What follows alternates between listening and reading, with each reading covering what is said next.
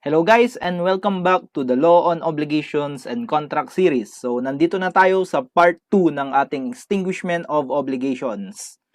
This is based from the Civil Code Articles 1231 to 1304. So ayan, Extinguishment of Obligations tayo guys.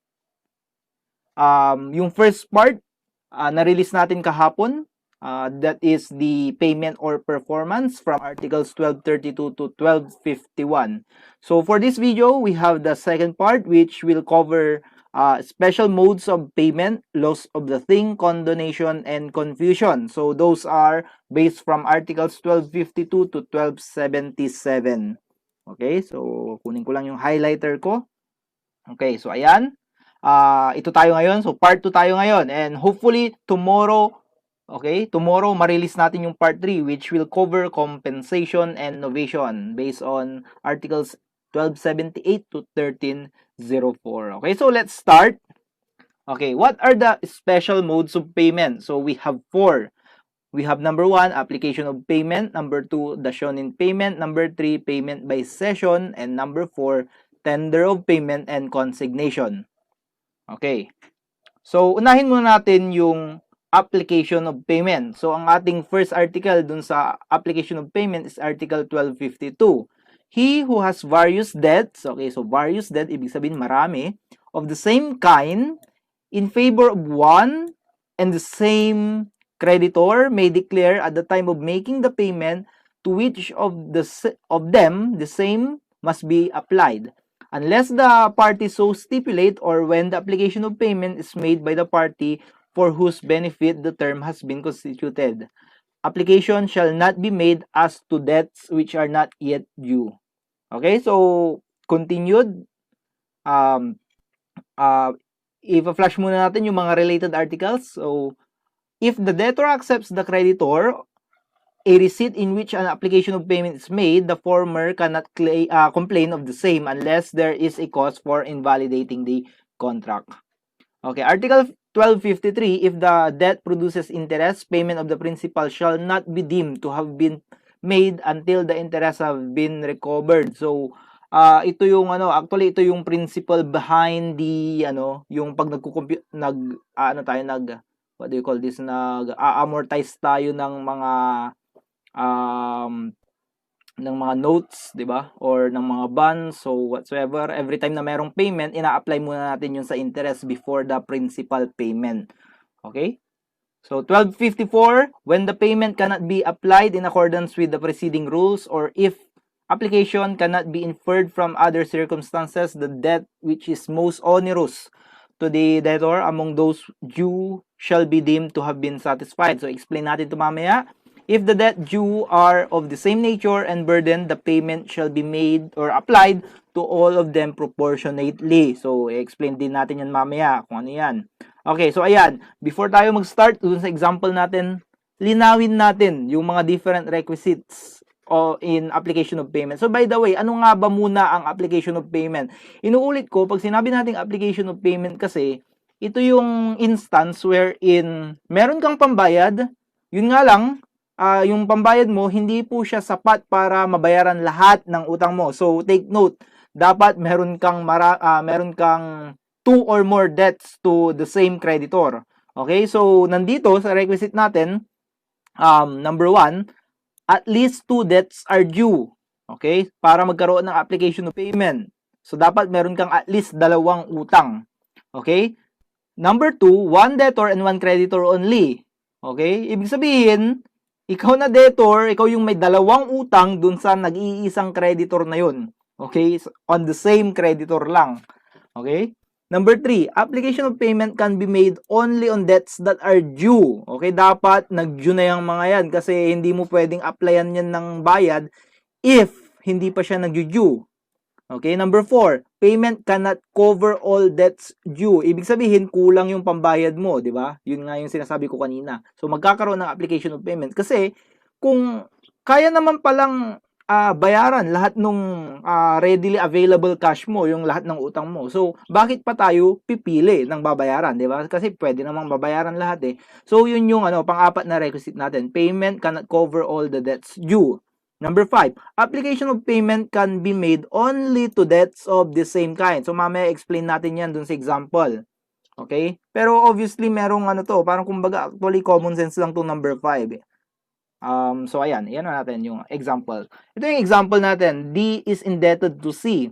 Below are the debts of D to C, which, with their corresponding due dates. Okay? So, meron tayong 6 na, dito, na mga different debts or utang. So, meron siyang debt which is due on June 30, 10,000. Merong due on July 8, 12,000. Merong due on July 5. Ito naman, hindi naman siya monetary. This time, ito ay isang to give a specific cut. Okay? Number 4, July 12, 8,000 with 12% annual interest. Number 5, July 13. Okay, due on July 13, 15,000 secured by a chattel mortgage. And number 6, July 15, 9,000. Okay. Assuming on July 14, D is ready to pay but only up to 20,000. Okay? Only up to 20,000. Yun lang yung readily available na pambayad niya. So, i-determine nga natin, i-analyze nga natin tong problem na to, whether pwede bang magkaroon ng application of payment dito. Okay, so first of all, tingnan muna natin yung date. Today daw is July 14, so pwede nang magbayad daw si D. Ready siya magbayad ng 20,000. So ang tanong, itong 20,000 ba hindi ba siya sapat para i-cover up lahat ng pwede niyang nung mga nag-June na utang niya. Okay, so tingnan natin. So, ang magiging reference point natin, ibig sabihin, pag July 14, lahat ng mga debts na nag-due ay from numbers 1 to number 5 lang, hindi na kasama si number 6. So, automatically, alis si number 6. Okay? Aalisin natin yan kasi hindi pa naman siya nag-due. So, hindi siya kasama sa ating application of payment or pwedeng pag-applyan ng payment. Okay. So, next analysis na titignan natin. Ang ibabayad niya ay pera. Okay, pera. Obviously, sabi dito sa application of payment kanina, sa requisite na sinasabi kong magiging common sense lang din mamaya is, yun nga, alin sa mga obligation from 1 to 5 ang pwede nating ulit tanggalin. Kasi, hindi naman siya of the same kind sa ibinabayad. O, obviously, number 3. So, hindi pasok si number 3. Hindi po pwedeng pag-applyan ng utang yan. Unless, yung specific cut ay nawala through the debtor's fault. So, ang mangyayari doon ay mako-convert siya into a monetary obligation, di ba? Okay, pero hindi naman yung binanggit sa problem. So, hindi siya pwedeng pag-applyan ng payment. So, in this case, so, naalis na natin si number 3 and number 6. Okay. So, yung natira, number 1, number 2, number 4, and number 5. So, itong 4 na debts na ito, so, kasama sila sa pwedeng pag-applyan ng payment kasi lahat naman sila, first of all, lahat sila pera. Okay, so pasok yung 20,000 dito na ready natin ibayad. And also, lahat sila nag-June na. Diba? July 14 ngayon, assuming, di ba? July 14 ngayon. Lahat sila nag-June na, so pwede nang pag-applyan ng payment. Okay? Pero ang tanong, paano i-apply yung payment? So, yun na yung medyo, yun na yung mga medyo may rules tayo na susundan. Okay? So, natanggal na yung 3 and 4. Okay, so ayan, para medyo magmukhang malinis, iniwan natin yung 4. Okay? So in this case, ang tanong, paano i-apply yung payment? So, saan ibabayad tong 20,000? Okay? So, as a general rule, tatandaan nyo, ang pwedeng mag-apply ng payment ay si debtor. Okay? Si debtor. Ibig sabihin, yung 20,000, pwede niyang i-apply kahit alin dyan sa number 1, 2, 3, 4. Pwede niyang yung 20,000 ipambayad niya dun sa 10,000 and portion nung 12,000. Pwede yun. Okay ba? Pwede yun. Pwede rin namang i-apply niyo yung 5,000 sa 10,000, 5,000 dito, 5,000 din dito, 5,000 din dito. Babawasan niya ng tigpa 5,000 hanggang maubos yung 20,000. So, pwede rin yun. Pwede niyang i-apply na ganun. Okay? So, ayun. Siya ang pwedeng mag-apply initially. Okay? Pero what if hindi niya in-apply yung 20,000 sa kahit anong utang? Basta ibinayad niya na lang kay creditor. Si creditor naman in-accept niya. So, ang mangyayari, this time, kapag hindi in-apply ni debtor, ang pwede na mag-apply this time ay si creditor. Okay? So, i-apply niya kung saan man niya gusto. Parang ganun din sa debtor. Okay? Pero what if? Okay? What if hindi rin in-apply ni creditor? Basta tinanggap niya lang. And then, wala na. Okay? So, saan mag-a-apply yung utang natin? Okay, mag-a-apply yung utang natin doon sa pinaka-burdensome na utang. So, in this case, alin dyan ang pinaka-burdensome or parang kumbaga pinaka-onerous. Okay? Pag sinabi natin pinaka-onerous kasi, yun nga, pinaka-magiging burdensome pag hindi nabayaran ka agad. Okay, so obviously, ang pinaka-magiging burdensome dyan is either number 3 or number 4. Kasi ganito yan. Pag hindi mo nabayaran yung 8,000, mag-earn yan ng interest hanggat hindi mo nababayaran. Si 15,000 pero, kung hindi mo yan nabayaran, at totally hindi mo na talaga mabayaran, may chance na ma-foreclose itong kung ano man yung chinattel mortgage mo. So, yun ang mangyayari. Very burdensome yun on your part. Okay? So, alin ang mas burdensome sa number 3 and number 4? Actually, di natin matiyak, pero, okay, so, assuming number 3 and number 4 are of equal burden. Okay? Are of equal burden. So, ibig sabihin, dalawa yung pwede nating initially pag-applyan ng utang, which is number 3 and number 4. Okay? At kung meron mang maiwan pa sa 20,000 once na in-apply natin siya sa number 3 and number 4 na utang, doon na natin pwedeng i-apply sa number 1 and number 2. Okay? Pero paano siya i-apply sa number 3 and number 4 initially? Sabi doon sa article na nabasa natin kanina, proportionately. So, paano yung proportionately? Ganito. Okay? So, alis daw si number 1 and number 2 kasi ang mas burdensome ay number 3 and number 4. So, paano yung proportionately? Ganito yung proportionately.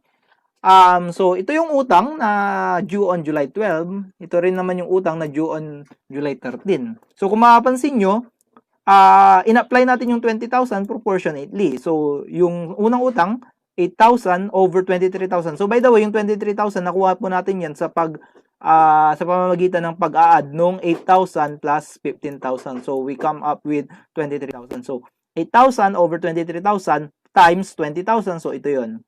Okay? And ganun din sa kabila, 20,000 times, 15,000 over 23,000. So, we have 13,043.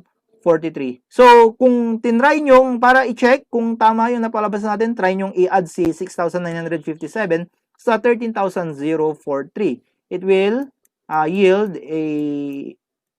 a sum of 20,000, which is, yun yung binayad natin. Okay? So, yan yung mababawas sa utang. Okay? So, yan yung magiging payment sa bawat utang na yan. So, dun sa 8,000, ang babayaran natin ay 6,957. So, therefore, pag nabayaran natin itong amount na to, ang matitira na lang sa utang na yan or magiging outstanding balance ng utang na yan ay 1,043. Ganun din sa kabila. Okay? So, ang binayaran natin ay 13,043. And then, 15,000 minus 13,043. So, ang ating outstanding balance ay 1,957. So, that's how you apply payment. Okay? So, ayan. Yan po ang application of payment. So, let's proceed to the next, what do you call this? Next, special mode of payment. So, ayan. Article 1255.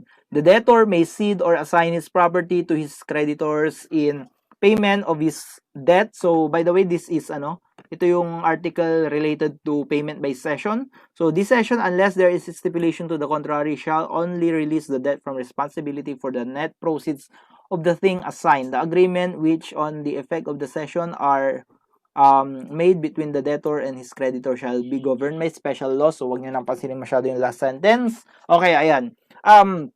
Para maging efficient tayo sa pagdi-discuss, so i-discuss natin ng sabay yung payment by session and dation in payment. Ano nga ba ang pagkakaiba ng dalawang ito? Okay, basically, in terms of yung parang kung paano sila ginawa, siguro sa unang tingin, halos pares lang sila kasi yun nga, para ma-extinguish yung utang mo or mabayaran yung utang mo, magbibigay ka ng property. Okay? Yun yung similar dito sa dalawang to. Pero, actually, maraming pagkakaiba tong dalawang to. So, nilagyan natin siya in table form.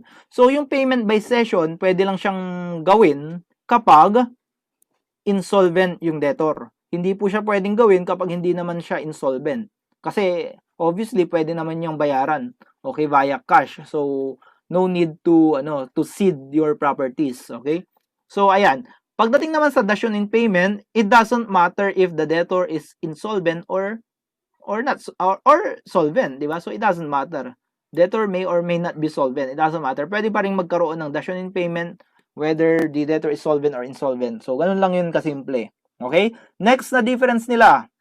Okay? Under payment-based session, there must be 2 or more creditors. However, in dash in payment, the plurality of creditors is not required. Okay? Therefore, in dash in payment, there may be only 1 creditor, there may be 2 or more creditors, so it doesn't matter. Pwede pa rin magkaroon ng dash in payment. It does not require the plurality of creditors. Okay? So, ganun lang yung kasimple. Next, pangatlong difference between the two. Okay? So sa payment by session kasi kapag di ba, mag-undergo ka ng payment by session, lahat ng properties mo ay affected. Lahat ng properties mo ay ipambabayad mo. So affects all properties of debtor except those exempted by law. Okay, so ayan mga exempted by law, hindi tayo sure diyan kung ano ba yung mga specifically. Basta alam natin meron siguro exemption, okay? Pagdating naman sa dash in payment, the property that is only affected is the property which the debtor specifically chose to, okay, fulfill his obligation. Okay? So, yung example natin kasi last time dyan, di ba? If si X, yun nga, di ba? X may utang kay Y na, let's say, 10,000. Napag-usapan nila na hindi na lang 10,000 pesos, kundi i-deliver na lang ni X yung laptop niya bilang pambayad dun sa 10,000. So, yung laptop lang affected.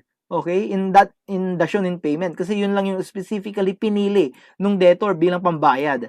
Okay? At syempre, napag-usapan nila ni creditor na yun na lang ang pambayad. Okay? So, it only affects specific properties. Okay?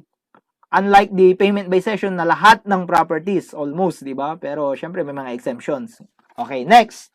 The right to sell passes to the creditor. Okay? So, by the way, hindi porkit pinambabayad natin yung utang, hindi ibig sabihin na binibigay pinambabayad natin yung utang. Hindi porkit pinambabayad natin yung all properties dito sa payment by session, hindi ibig sabihin na binibigay natin yung properties na yun sa ating mga creditors. Okay? Hindi ibig sabihin ganun.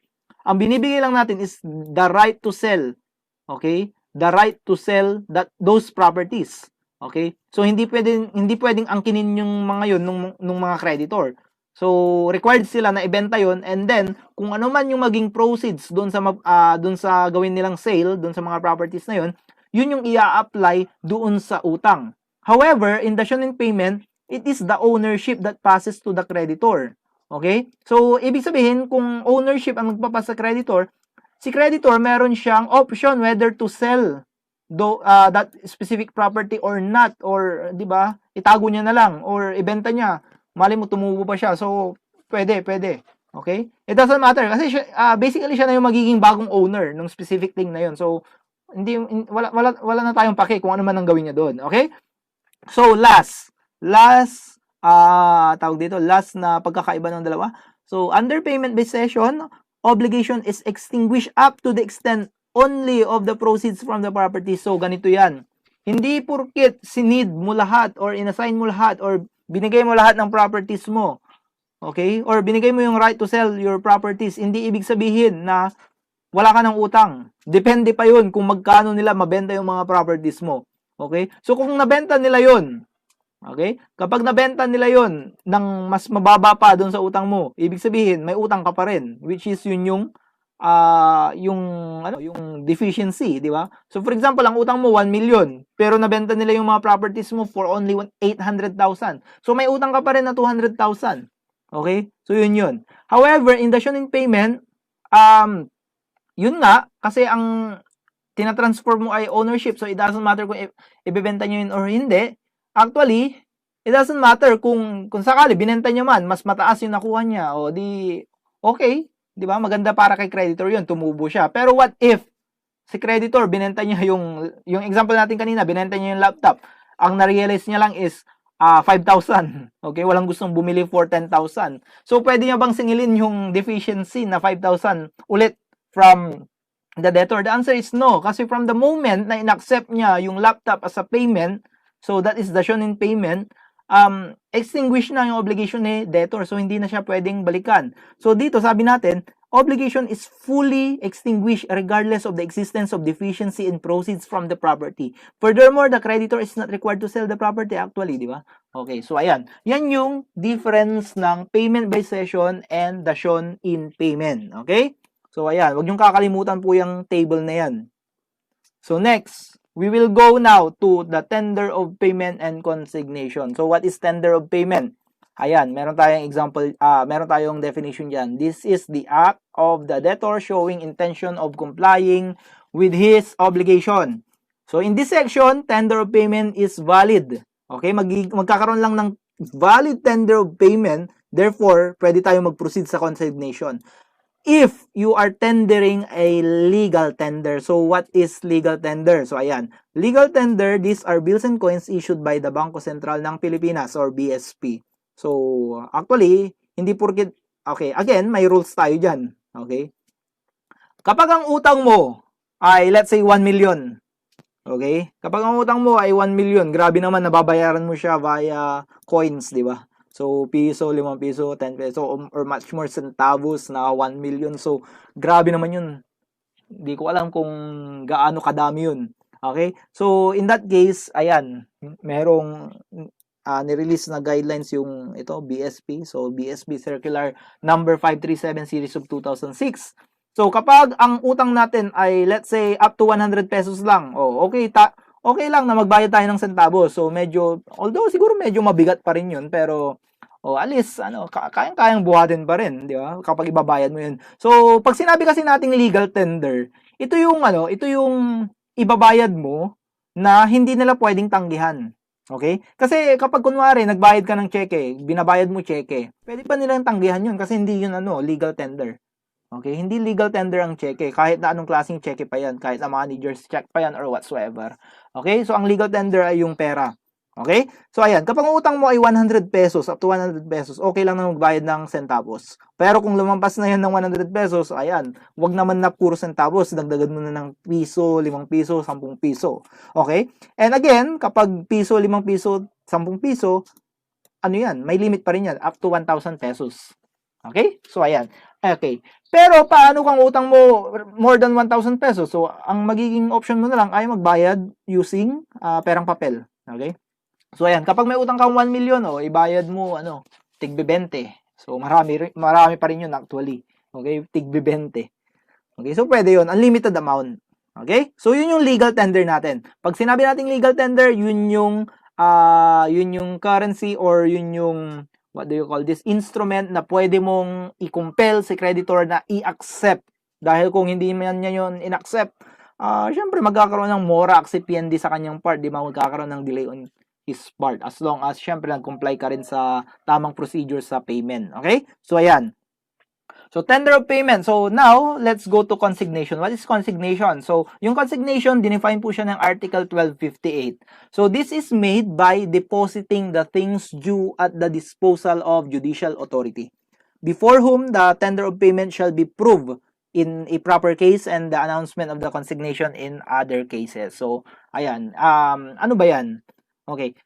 Kasi magkasama lagi ito tender of payment and consignation. Generally, hindi pwedeng magkaroon ng consignation kapag wala pang valid tender of payment. Okay, so by the way, what is consignation? So, ayun nga, i-deposit natin yung utang natin sa isang judicial authority. May mga reasons dyan. For example, yun nga, nagbabayad tayo sa creditor, ayaw niyang i-accept without a valid reason. So, ang mangyari, nagkaroon na tayo ng tender of payment, di ba? So, ayaw niya i-accept. Siyempre, pangit naman yun sa part natin. Mamaya, magastos natin yung pinambabayad natin, di ba? So, kailangan, at least, wala ka ng utang. Okay? So, ang pwedeng maging option mo kung ayaw niyang tanggapin without a valid cause is, i-deposit mo on judicial authority. So, may certain process yan. So, next, yan na natin. Okay? So, ayun nga, general rule, there can be no consignation without a valid tender of payment. Yung sinasabi natin kasi magkadugtong lagi yun. Pero may mga exemptions na tayo. Okay, this is based on Article 1256. So, ito yung mga exemptions natin. Ibig sabihin, hindi kailangan ng tender of payment sa mga cases na ito. Pwede kang mag-proceed kaagad sa consignation. Okay? Pwede mong i-deposit kaagad kapag ito, meron ito. Okay? In this following situations. Okay? Inulit ko, general rule, hindi pwedeng magkaroon ng consignation ng walang valid tender of payment. Pero, there are exemptions to the rule. So, pwedeng consignation kaagad, wala ng tender of payment. Okay ba? Okay, so let's proceed. So, what are the requisites of tender of payment and consignation? So, number 1, the debt is already due. Malamang-lamang kasi kung hindi pa siya already due, hindi valid yung tender of payment na ginagawa mo. Okay? So, magkakaroon lang ng valid tender of payment na ginagawa, di ba? Magkakaroon lang ng valid tender of payment kapag, syempre, nag-due na yung utang. Okay? Unless, the benefit of the period is, nasa sayo lang. Okay, so ayan yung benefit na talakin na naman natin yung benefit of the period, okay? So number 2, tender of payment made by creditor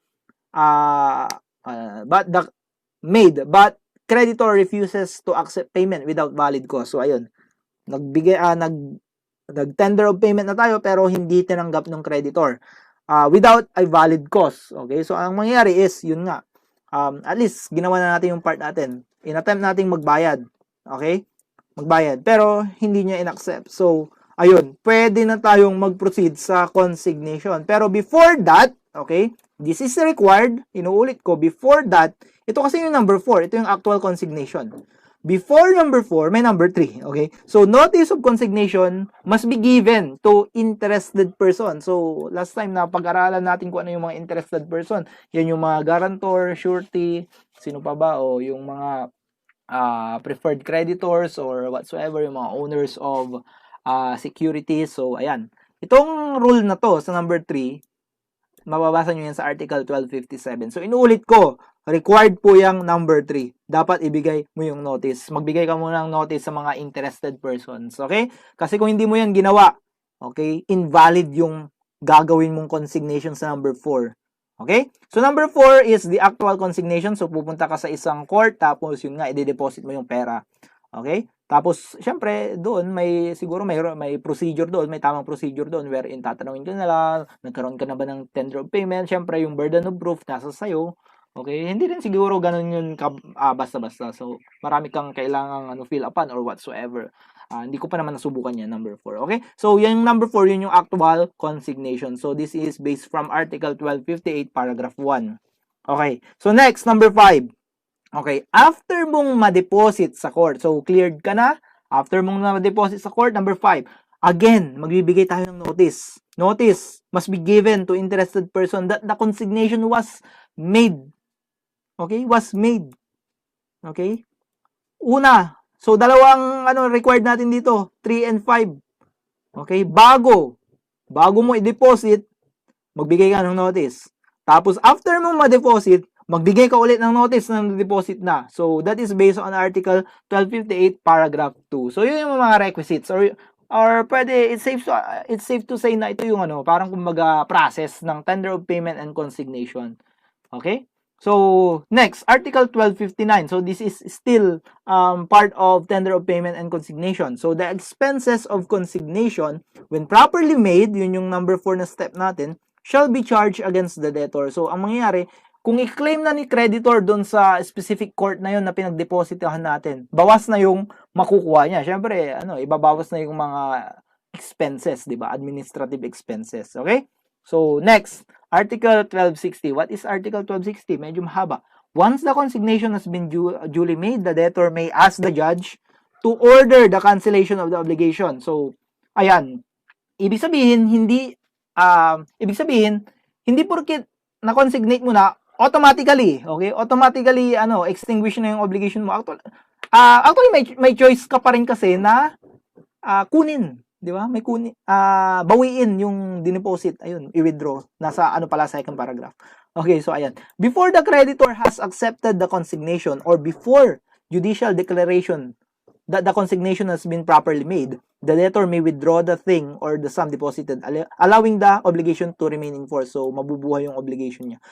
Ay, hindi pala magbubuhay. Magre-remain in force. Okay? Kasi, syempre, totally ma-extinguish yung obligation niya once na nangyari either itong dalawang to, yung cancellation of the obligation, na yung order from the judge, okay? So, nandyan yung judicial, ito rin yun, yung judicial declaration of consignation, Tapos ito ask the judge to cancel the obligation. Ito rin yun. Or acknowledgement by the creditor or acceptance of the creditor of the consignation. So, kapag nangyari either yung dalawang yan, magkakaroon na ng may extinguish na yung obligation ni actually, pag nangyari yung dalawa pala yan, hindi either. Pag nangyari yung dalawang yan, may extinguish na totally yung what do you call this?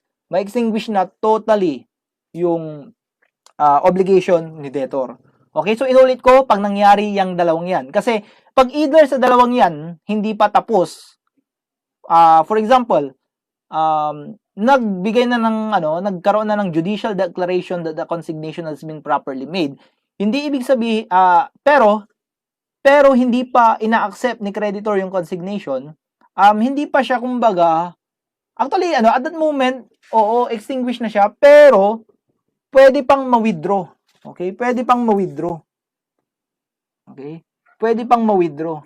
Okay? So, ibig sabihin, ayan, may chance na magre-remain pa rin in force yung obligation natin.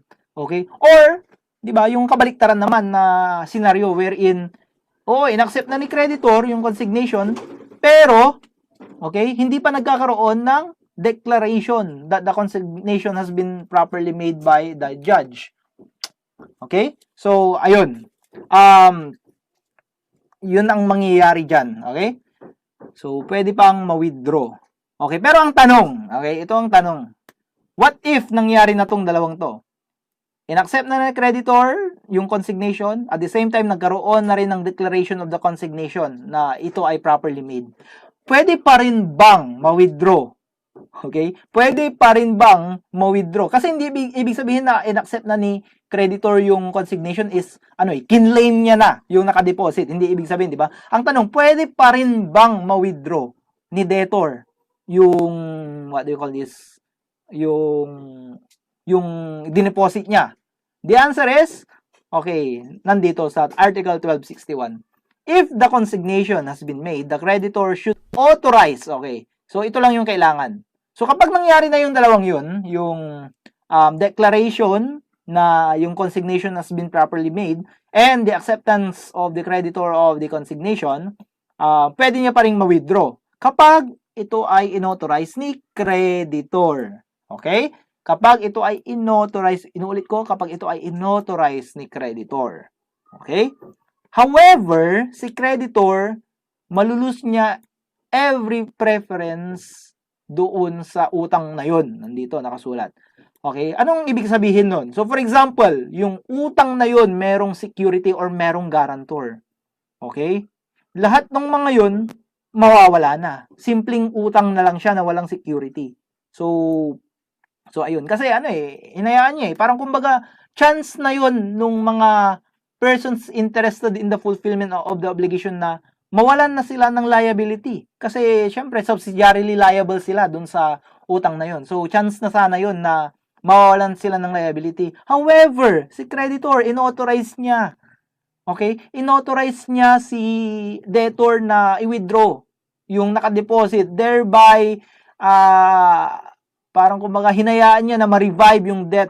Hindi lang yung debt ang ma-revive, di ba? Ma-revive sana rin yung pero yun nga, thanks to Article 1261, hindi na ma-revive yung subsidiary liability ng mga interested persons na yun. Okay? So yun ang magandang parang kumbaga, yun ang kagandahan ng Article 1261 para dun sa mga interested persons. Okay?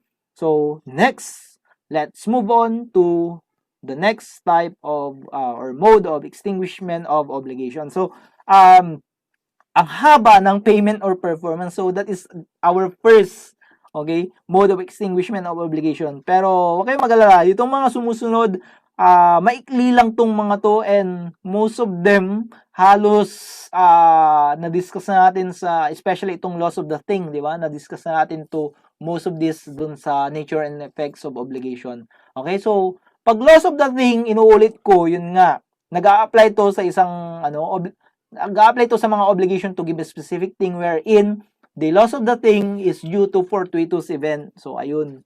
Okay, so 1262, basahin natin. An obligation which consists in the delivery of a determinate thing shall be extinguished if it should be lost or destroyed without the fault. Kapag without the fault, meaning it is caused by something else. So that is considered to be a 4227. Tapos, dito naman sa paragraph 2, binanggit nyo yung mga, okay, exemptions. Okay, exemptions to the general rule. Okay, which is nabanggit na rin natin to sa, or na-explain na natin to sa nature and effects of obligation. So, balikan nyo yung video kung nakalimutan nyo na. Okay? So, next. Article 1263. In an obligation to deliver a generic thing, the loss or destruction of anything of the same kind as na extinguish the obligation. Kasi, di ba? Genus non quam peruit. So, ibig sabihin, genus never perishes. So, kapag ang obligation mo ay obligation to give a specific thing, obligation to give a generic dog. Kapag nawala yung generic dog na yun via 4227, it doesn't matter. Meron ka pa ring obligation kasi pwede ka namang bumili ng other type of dog. Diba? Or, other dog. Okay? So yun. Okay, 1264. The court shall determine whether under the circumstances the partial loss of the object of the obligation is so important as to extinguish the obligation. Okay, so ang example natin dito ay based on the example of De Leon. So this is, ito nga, S obliged himself to deliver to B a specific racehorse. Okay? The horse met an accident as a result which is suffered a broken leg. Okay, yung broken leg, partial loss yun kasi hindi mo na siya magagamit although nag-exist pa rin yung horse, di ba? The injury is permanent. So, here, the partial loss is so important as to extinguish the obligation kasi ang purpose ni B dun sa horse na yan ay pangkarera. Race horse. So, kapag na-injure yan, broken leg, hindi na yan makakatakbo. So, meaning, hindi niya na rin lang mapapakinabangan yung horse na yan. Okay? So, that is partial loss, pero it's very important as to extinguish the obligation. Okay? So, Article 1265. Whenever the thing is lost in the possession of the debtor, it shall be presumed that the loss was due to his fault unless there is proof to the contrary, etc. Okay? So, ang gusto lang palabasin ng 1265, kapag silent si problem, di ba? Kapag silent si problem, tapos sinabi na nawala ang isang bagay, at hindi naman siya sinabing nawala through 4227, ang presumption dyan is, okay, nawala through the fault of the debtor. Okay? So, yun yung magiging presumption dyan. Okay? So, 1266. The debtor in obligations to do shall also be released when the prestation becomes legally or physically impossible without the fault of the obligor. So, example tayo, S is obliged to deliver a specific turtle to B. Before delivery, the specific turtle was declared to be an endangered species and a law was immediately passed at once to render selling these turtles illegal. So, ang mangyayari is, may extinguish na yung obligation niya kasi naging illegal na yung specific obligation na to, which is to sell turtles. Okay? So, yun ang mangyayari. Okay? Article 1266. So, next. Okay, Article 1267. When the service has become so difficult as to be manifestly beyond the contemplation of the parties, the obligor may also be released therefrom in whole or in part. So, example tayo, X agreed to construct. So, again, this is based from the example of De Leon. So, X agreed to construct a road near a mountain. A very strong typhoon caused an avalanche, making the construction of the road dangerous to human lives. So, ang nangyari dito is, although hindi impossible na gawin yung construction, okay, ng road, pero naging delikado. So, ang sinasabi kasi, pag binalikan natin, becomes so difficult, okay, as to be manifestly beyond the contemplation of the parties. Parang kumbaga, hindi nila inaasahan na magiging ganun kahirap. Okay? Kasi syempre, madali lang naman mag-build ng road, pero mahirap mag-build ng road kapag nagkaroon ng avalanche, di ba? Nagkaroon ng avalanche yun sa part na yun. Okay? So, mahirap talaga yun. Okay? So, in this case, anong sabi dito? The obligor may be released, okay, from his obligation in whole or in part. So, depende sa magiging difficulty. Okay, so next tayo, Article 1268. When the debtor of a thing certain and determinate proceeds from a criminal offense, the debtor shall not be exempted from the payment of its price, whatever may be the cause for the loss, unless the thing having been offered by him to the person who should retrieve it, the latter refuse without justification to accept it. Okay? So, example tayo. So, same example tayo. X is obliged to deliver a specific car to Y. Ganon din si X sa second situation natin, pero ang pagkakaiba, yung first situation natin is based from a civil obligation wherein siguro nagkaroon ng bentahan kayo, si X obliged siyang mag-deliver kay Y ng isang specific car. However, in the second example natin, X is obliged to deliver a specific car to Y because, okay, yung obligation na yon, it is a result from a criminal obligation wherein ninakaw ni X yung car na yun from Y. So, yun. Obliged siyang i-return. Okay? So, nagkakaroon tayo ng restitution. Okay? Part of, parang kumbaga civil liability ito coming from criminal obligation. Okay? So, ayan. So, in these two cases, okay, what if before ma-deliver kay Y, na wala siya through a fortuitous event? Or, yun nga, nawala siya through a fortuitous event. So, in the first case, extinguish. Pero in the second case, hindi siya ma-extinguish. Okay? May obligation pa rin siya. Pero hindi na siya yung to return the specific card na. Siyempre, magiging monetary na siya. Okay? So, it doesn't matter dun sa second, example, kung fortuitous event yan or hindi. Kasi, it is coming from a criminal obligation or liability. Okay? So, that is Article 1268. So, next, punta tayo sa Article 1269. The obligation having been extinguished by the loss of the thing, the creditor shall have all the rights of action which the debtor may have against third person by reason of the loss. So, what is this? Ganito lang yan. D is obliged to deliver to C a specific car. So, ang nangyari, yung specific car na yun, nawala through the fault of a third person, which is X in this case. So, in this case, C will have the right of action against X. So, in this case, si C, pwede niyang singilin si X. Directly si X. Okay? Although, hindi, syempre, at the time of loss, hindi siya yung owner kasi hindi pa naman na-deliver sa kanya yung car, di ba? Pero, di ba, yun nga, sabi ni Article 1269, yung as if na magiging, right ni D against kay X, magiging right din yun ni C. Okay? So, sabi dito, di ba? The obligation having been extinguished by loss of the thing, that the creditor shall have all the rights of action which the debtor may have against the third person by reason of the loss. So, yun ang mangyayari dito. Okay? So, that's for yung loss of the thing na mode of extinguishment of obligation. So, now, we'll proceed to the condonation or the remission of the debt. So, when we say condonation or remission, that's basically forgiving the obligation or hindi mo na siya pababayaran. Okay, so 1270. So, ayan. Condonation or remission is essentially gratuitous. Pag sinabi natin gratuitous, ang ating cause ay our generosity, ibig sabihin walang valuable consideration na involved. Okay, and requires the acceptance of the obligor of the acceptance of the obligor, in this case, the donee, di ba? Donee. So, donor, donee. It may be made expressly or impliedly. Okay? So, one of the other kinds shall be subject to the rules which govern inofficious donation. So, by the way, marami tayong rules sa donation kasi actually meron ng separate portion tong donation under the civil code.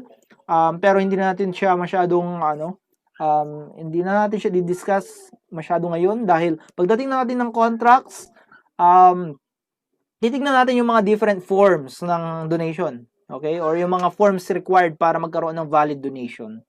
Okay, so 1271, the delivery of a private document evidencing a credit made voluntarily by the creditor to the debtor implies the renunciation of the action which the former had against the latter. So, anong ibig sabihin nito? Kunwari, di ba, may example ba tayo? Okay, wala tayong example. Okay, so ayan, kunwari, di ba, meron tayong debtor na gumawa ng promissory note. So, malamang-lamang yung promissory note na yun, ibibigay niya sa kanyang creditor. Okay, kapag yung instrument na yun, yung promissory note na yun, so yun nga yun, private document evidencing a credit. So for example, yung promissory note na yun, binigay voluntarily nung creditor kay debtor. Okay, ang magiging ano natin doon, presumption natin doon ay ni-renounce yung debt or kinondone yung debt. Okay? Pero syempre, depende pa rin kung anong naging talagang intention. Pero yun nga, ang initial presumption, kinondone yung debt. Kapag hindi pa dumarating yung utang, hindi pa naman nagbabayad, pero binalik yung instrument. So, yun ang magiging presumption natin. Okay? So, in order to nullify this waiver, it should be claimed to be inofficious. The debtor and his heirs may uphold it by providing the delivery of document was made in virtue of payment of the debt. Okay?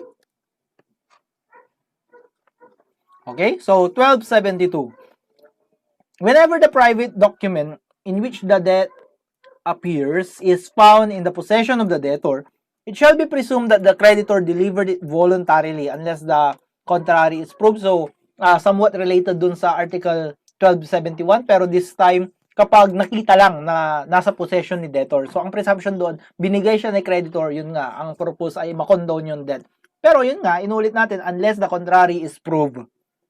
Okay, so depende pa rin talaga sa, kumbaga, kung presumption man ito, di ba? Presumption nga, di ba?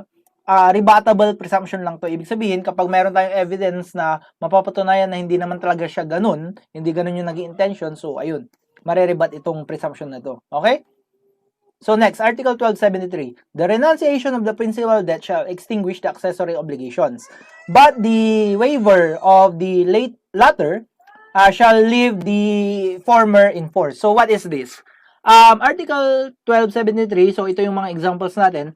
So in this case, D is indebted to C for 100,000 and this is secured by a chattel mortgage on his car. Okay? So basically, there are two obligations. Obligation in this ito yung principal obligation, yung payment ng 100,000. And another obligation is obligation na kalakip nitong chattel mortgage na to. So this is only an accessory obligation. Okay, dahil usually itong accessory obligation na to, mag-exist lang siya kung merong principal obligation to where it attach. Okay? So ang sabi ng Article 1273, kapag ang na-condone is yung principal obligation, automatically, yung accessory obligation, mawawala na rin. So, in this case, if the obligation to pay 100,000 is condoned, the accessory obligation in the chattel mortgage is also condoned. However, if the obligation in the accessory obligation is the one only condoned, hindi ibig sabihin na condone na rin yung principal obligation. So, for example, kapag na-condone, or sabi ni creditor, alisin mo na yung security, okay na yan. Okay, alisin mo na yung chattel mortgage, okay? So, ang mangyayari is, maalis lang yung liability under the chattel mortgage. Pero, hindi ibig sabihin na makakondone na rin yung 100,000. Hindi ganun po yun, okay? So, the obligation to pay the 100,000 remains in force. Okay? So, that is Article 1273. Okay? So, ayan. Ano yung next? Okay, so, may next pa tayo pala. Okay, so 1274. It is presumed that the accessory obligation of pledge has been remitted when the thing pledged after its delivery to the creditor is found in the possession of the debtor or of a third person who owns the thing. Okay, so ganito yan. Kapag sinabi kasi nating pledge, yung contract of pledge po, isa po yung real contract. Pag sinabi nating real contract kasi, isa sa requisite ng isang real contract, kailangan i-deliver mo yung specific thing na yon doon sa creditor. Okay? So, in this case, ang presumption daw na kapag binalik na ng creditor or napunta na sa debtor yung object of the pledge, ang presumption doon ay yun, na-condone na yung contract of pledge na yun, okay? Or kapag napunta na siya doon sa third person who owns the thing, kasi pwede namang mag-pledge ng hindi naman sa'yo. Okay? Syempre, kailangan ng consent ng third person na yun. So, pwede mong i-pledge ang pagmamayari ng kaibigan mo as long as nag-consent siya. Okay? So, that is Article 1274. Okay, mag-alala, pagdating ng contracts, mas maiintindihan pa natin yung mga sinasabi kong yan, yung real contract or whatsoever, di ba? Bakit kailangan ng delivery? Okay, so explain natin yan pagdating ng contracts, okay? So, that is Article 1274. Let's move on now to the last topic na i-discuss natin on this video. So, that is confusion or merger of rights. So, Last time, sinabi natin yung definition ng confusion or merger of rights. Ito yung ito yung meeting of the qualities of a creditor and a debtor in the same person. So, ayun. Actually, nabanggit ata siya dito sa article. Ayan, tama. Dinefine siya ng article 1275 mismo. The obligation is extinguished from the time the characteristic of creditor and debtor are merged in the same person. So, yun nga. Ang example natin dyan last time is si D gumawa ng promissory note. Yung promissory note binigay niya kay C, si C kay D, kay si C kay E kay F, and F pabalik kay D. So, ang nangyari is si D, na maker ng promissory note, which is the debtor, ay siya na rin ang naghahawak ng promissory note. Meaning, okay, siya na ang may claim, siya na ang pwedeng maningil doon sa promissory note. Kasi kung sino yung naghahawak ng promissory note, siya yung pwedeng maningil doon sa promissory note na yun. Okay, so in that case, siya ay creditor and debtor at the same time ng kanyang sarili. So at that moment, extinguish na yung obligation natin. Without prejudice to the rules of the negotiable instruments which will be discussed, di ba, pagdating ng negotiable instruments law nyo. Okay, kasi, di ba, may mga certain ano pa tayo doon, situations na kailangan pang maintindihan. Okay? So, 1276. What is 1276? Merger which takes place in the person of the principal debtor or creditor benefits the guarantors. Okay? Confusion which takes place in the person of any latter of any of the latter. So, sino yung any of the latter? Ito, guarantor or the the creditor, di ba? Does not extinguish the obligation. So, anong ibig sabihin nito? Meron tayong example. Ito na lang, para mas maintindihan natin. So, M makes a promissory note payable to P. This note is secured by a contract of guarantee by G. So, ayan, si G. P sells the note to G. Okay. So, ang nangyari, nagkaroon ng meeting. Okay. By the way, ganito kasi yan. Ganito yung structure ng ating obligation in this case. Si M, siya yung debtor. Si G, debtor din siya. Anong pagkakaiba pero nila? Bakit debtor sila pareho pero ano meron? Debtor sila pareho pero yun nga lang si M siya yung principal debtor. However, si G siya yung subsidiary debtor. Parang kumbaga subsidiary liable. Kasi ang mangyayari is kapag si P hindi makasingil kay M, sinong pupuntahan ni P? Si G. Siya yung subsidiary liable kasi, okay? So yun ang mangyayari.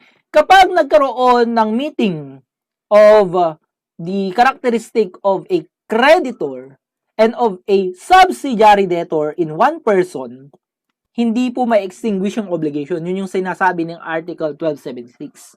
Kasi yun ang nangyari dito. Nagkaroon ng meeting of the characteristic of a creditor and the characteristic of a subsidiary debtor. So in this case, kay G, nasa isang tao lang. Kasi ang nangyari, si P sells the note to G. So si G, siya na yung bagong creditor. Pero at the same time, ano nangyari? At the same time, siya yung subsidiary debtor nung specific note na yon.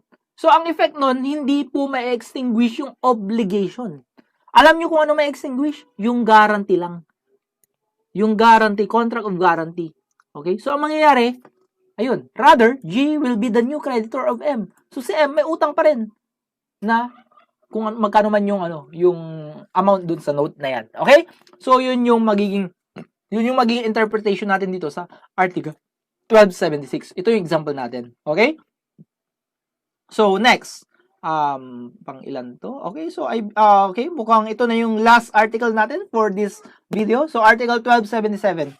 Confusion does not extinguish a joint obligation except as regards the share corresponding to the creditor or debtor in whom the two characters concur. So, okay, so nabanggit yung joint obligation. Sana hindi nyo pa nakalimutan. Okay, so example tayo. A, B, and C are jointly liable. So, joint obligation. Jointly liable to D in the amount of 9,000. So, refresher lang. Magkano ang share ni A, B, and C? Okay, so kapag walang sinabi, ibig sabihin, equal sila. So, tigti 3,000. Evidence by a negotiable promissory note. D endorsed the note to E. And E, who in turn endorsed it to A. Okay, so anong nangyayari? Si A, debtor dun sa note. Tama? Debtor dun sa note. At the same time, napunta na sa kanya yung note. So, naging creditor na rin siya ng sarili niya. Pero, hindi po may extinguish as a whole yung obligation. Ang ma-extinguish lang yung portion niya as a debtor. Okay, so in this case, A's share in the obligation is extinguished. That's the only obligation na may extinguish. Yung obligation ni B and C, hindi pa po yan ma-extinguish. Okay? So, because of confusion in his person only. Okay? However, the indebtedness of B and C in the amount of 3,000 each remains because as to them, there is no confusion. Walang confusion, di ba? Okay, consequently, B and C would be liable to A. So, ang mangyayari, magiging bagong creditor ni B and C, si A, for the amount of 3,000 pesos each. Okay? So, that is for today. That is our last article.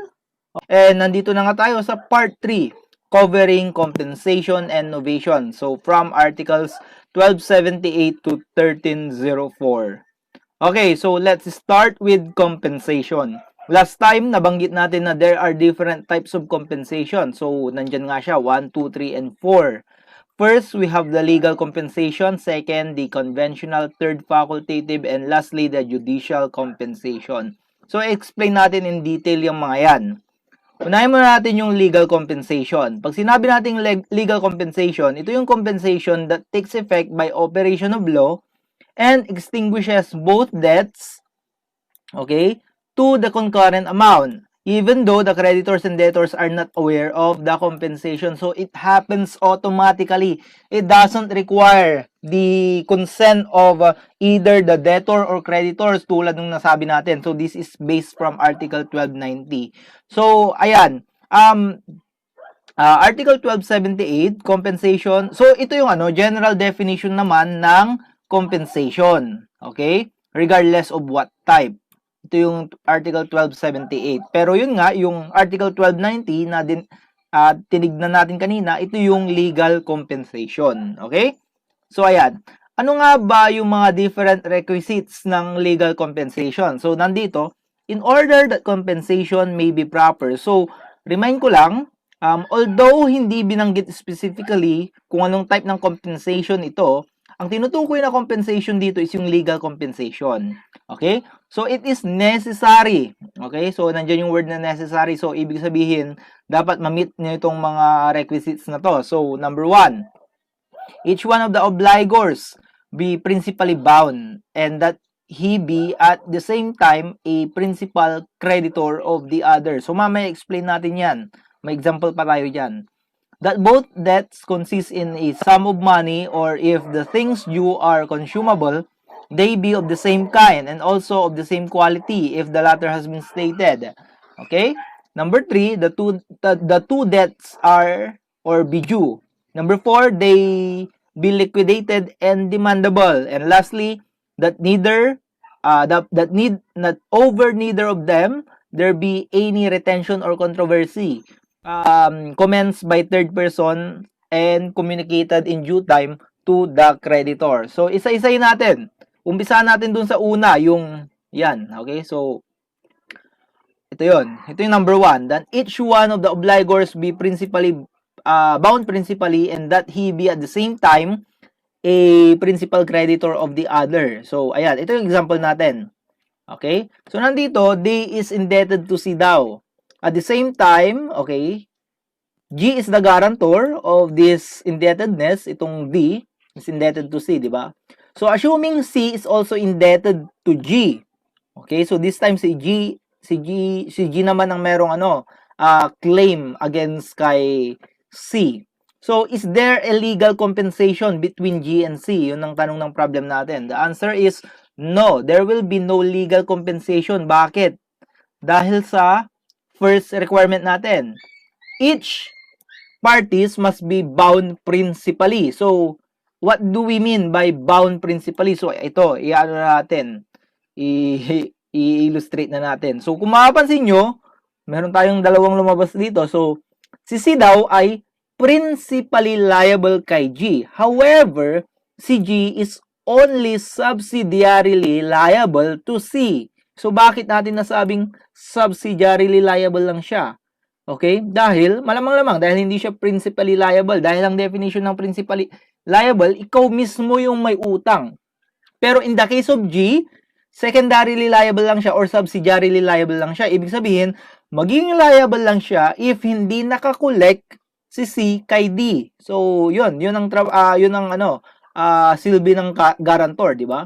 Kapag hindi makakolekt si C from D dahil let's say insolvent na si D, pwede siyang mangolect against G, the guarantor. So, G is only subsidiarily liable to C, while C is principally liable to G. So, in this case, hindi niya na po na-meet yung first requirement that each of the obligors be bound principally.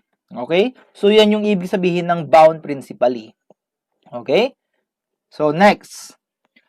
Legal compensation, okay, again, so this is now the second requirement, that both debts consist in a sum of money, or if the things due are consumable, they be of the same kind and also of the same quality if the latter has been stated. Okay, so i-determine natin itong mga to kung pwede ba ang legal compensation sa mga to. So first, we have, yes, this is, okay, pwedeng magkaroon ng legal compensation dito sa first natin. So, D is indebted to C for 10,000. C is indebted to D for 9,000. Okay? So, take note, hindi kailangan na parehas yung amount. Ang required lang is dapat of the same kind sila, di ba? Of the same kind. So, parehong pera ang babayaran ng bawat isa. At syempre, kung mapapansin nyo, na-meet rin nila yung first requirement kanina na in-illustrate natin, which is si D ay principally bound kay C at si C principally bound kay D din. Okay? So, by the way, ang tawag dito, ito yung tinatawag nating partial compensation. So, mababasa nyo ito pagdating sa Article 1281. Okay? So, the first example natin ay pwedeng magkaroon ng legal compensation. The second one, there will be no legal compensation. Bakit? Hindi naman of the same kanyang obligation natin. Ito magbabayad ng 10,000, ito magbabayad ng specific ring. So, hindi pwedeng magkaroon ng legal compensation yan. And next example natin, hindi rin pwede dahil although magde-deliver sila pareho ng sugar, okay, pero hindi naman parehas ng klase ng sugar. Yung isa class A, siguro mas magandang klase ito kaysa dito sa class B. Okay, so in this case, hindi po pwedeng magkaroon ng legal compensation. Okay, dahil in violation ito sa ating second requisite. Next, okay, third requisite, that the two debts be due. So, very simple, hindi na natin kailangan ng example dyan. Okay, kailangan yung parehong utang, kailangan nag-mature na. Kasi kung yung isa hindi pa nag-mature, hindi magkakaroon ng legal compensation. Ganun lang kasimple yun. So, dapat nag-mature na both yung ating mga utang para magkaroon ng legal compensation. Okay? So, by the way, hindi natin nasabi kung ano yung compensation. Ang mangyayari is once na-compensate, okay, nagkaroon ng legal compensation, wala nang liability yung dalawang parties, okay? Automatically. Automatic po yun. Wala na silang utang sa isa't isa. Yun ang mangyayari doon, okay? Okay.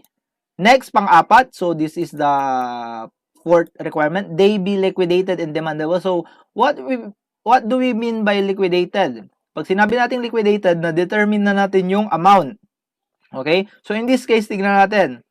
X is indebted to Y for 10,000 by virtue of a debt. So, meron na tayong na-determine amount, which is 10,000.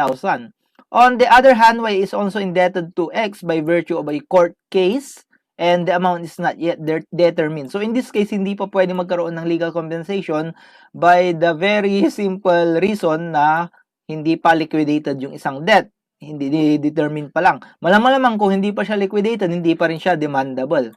Okay, so ganun lang yun. Okay, so dapat liquidated na pareho. Alam na natin yung value pareho para alam natin if there will be only a partial fulfillment, di ba? Hindi whole partial fulfillment. There will be only a partial compensation, not a whole compensation or full compensation. Okay? And last requisite natin is that over neither of them there be any retention or controversy commenced by third persons and communicated in due time to the debtor. So, this is our example. A owes B 10,000. B owes A 10,000. So, okay yung first requisite natin, which is both are principally liable, and then both debts are of the same kind. So wala rin nabanggit with whether they are, what do you call this, they are already due. So ang assumption dito, nag-due na nga. And of course, they are both liquidated kasi alam natin yung amount, parehong 10,000. Okay, so nakasalalay lang na lang ito sa fifth. Okay, fifth requisite. So again, tingnan natin, B also owes C 10,000. Okay. Actually, given the circumstances ni A and B, pwede nang magkaroon ng compensation nito dito based on requisites number 1 to 4. However, itong number 5, okay, anong nangyari? C causes the garnishment of the credit of B.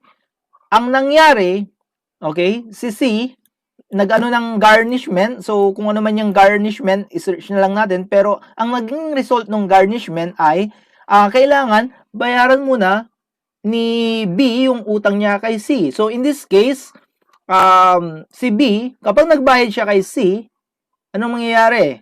Okay? Kung, tawag dito, A not to pay B, 10,000 as, okay? Kasi, what if 10,000 na lang ang pera niya, di ba? What if 10,000 na lang ang pera niya? So, kapag automatically nagkaroon ng compensation between A and B, wala na, extinguish na yung utang nila pareho. Pero, wala nang pambayad si B kay C.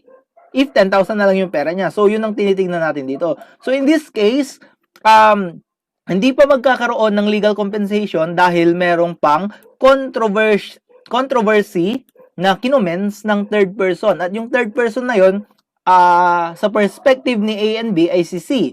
Diba? Sabi ni C, ako muna dapat ang babayaran ni B. Okay, so hanggang hindi pa siya nagbabayad sa akin, hindi muna siya dapat magbayad kay A.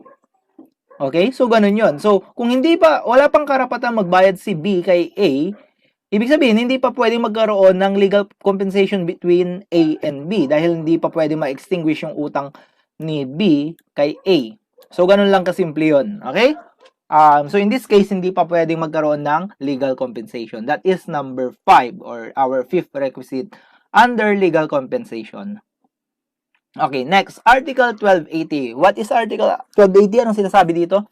Notwithstanding the provisions of the preceding article, the guarantor may set up compensation as regards what the creditor may owe the principal debtor. So, kung hindi nyo ito naintindihan, let's give an example. Okay? Okay. So, D is indebted to C for 10,000. G is the guarantor. Assuming C is indebted to D for 9,000 din.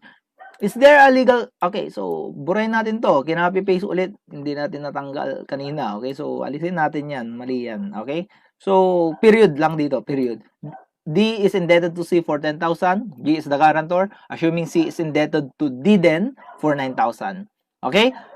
So, what is the effect of this? So, paano natin may apply yung kaninang yung Article 1280? So, ganito.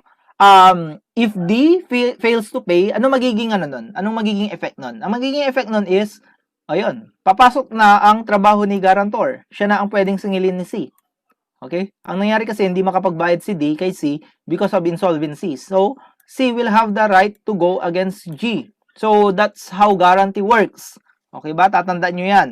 Okay? Although, pag-aaralan natin yan, pagdating ng law on sales or, okay, dun sa part ng other credit transaction. Okay? So, ayan. So, ang mangyayari, kapag sisingilin na niya na si G, ano ang pwedeng maging right ni G? Ang right ni G, nakalpaloob dito sa Article 1280. Sabi niya, G may set up compensation as to what C may owe D or the debtor, di ba? Which is 9,000. Therefore, kapag maniningil si C kay D, ang pwede lang masingil ni C ay up to 1,000. Bakit? Kasi habang naniningil si C ng 10,000, is-set up ni G yung utang ni C kay D na 9,000 as compensation. So, 10,000 minus 9,000, it will only be, ang magiging net ay 1,000 only. Okay? So, that is the application of Article 1280. So, it is very, very important or very useful for this one, yung mga guarantors. Okay? So, next. let's go to conventional or voluntary compensation. So Article 1282, the parties may agree upon the compensation of debts which are not yet due. Okay, so by the way, yung mga binanggit natin kaninang mga requirements ay para sa legal compensation. So kapag hindi na-meet ang isa sa mga requirement na yun, anong mangyayari? Hindi pwede ang legal compensation. Okay, kung hindi pwede ang legal compensation, overall, hindi na ba pwedeng mangyari ang compensation in general? So, the answer is no. Pwede pa rin. Okay? And this time, dito pwedeng pumasok si conventional compensation. Wherein, ang kailangan dito pero is kailangan ng consent ng both parties para magkaroon ng legal, ng compensation. Okay? So, that's what you call conventional compensation. So, take note na ang legal compensation, hindi po kailangan ng consent ng either of the party. So, kahit wala. It happens automatically. However, in conventional, kailangan muna ng consent ng both parties para magkaroon ng compensation of debts. Okay? And eventually, it will lead to the extinguishment of their obligations. Okay? So, ayan. Next, we have judicial compensation. So, based on Article 1283, if one of the parties to a suit over an obligation has a claim for damages against the other, the former may set it off by proving his right to said damages and the amount thereof. So, by the way, ang sinabi natin kapag judicial compensation, ang magde-decide ng compensation ay si court. So, ayan, pinagtatalunan nila sa court usually. And usually, ano yan, usually ang mga application niyan is sa mga pagka-claim ng damages or sa mga pag-award ng damages. So, may mga times na nami-mitigate yung damages or nababawasan kasi nagkakaroon ng compensation or what. Okay? So, ayan.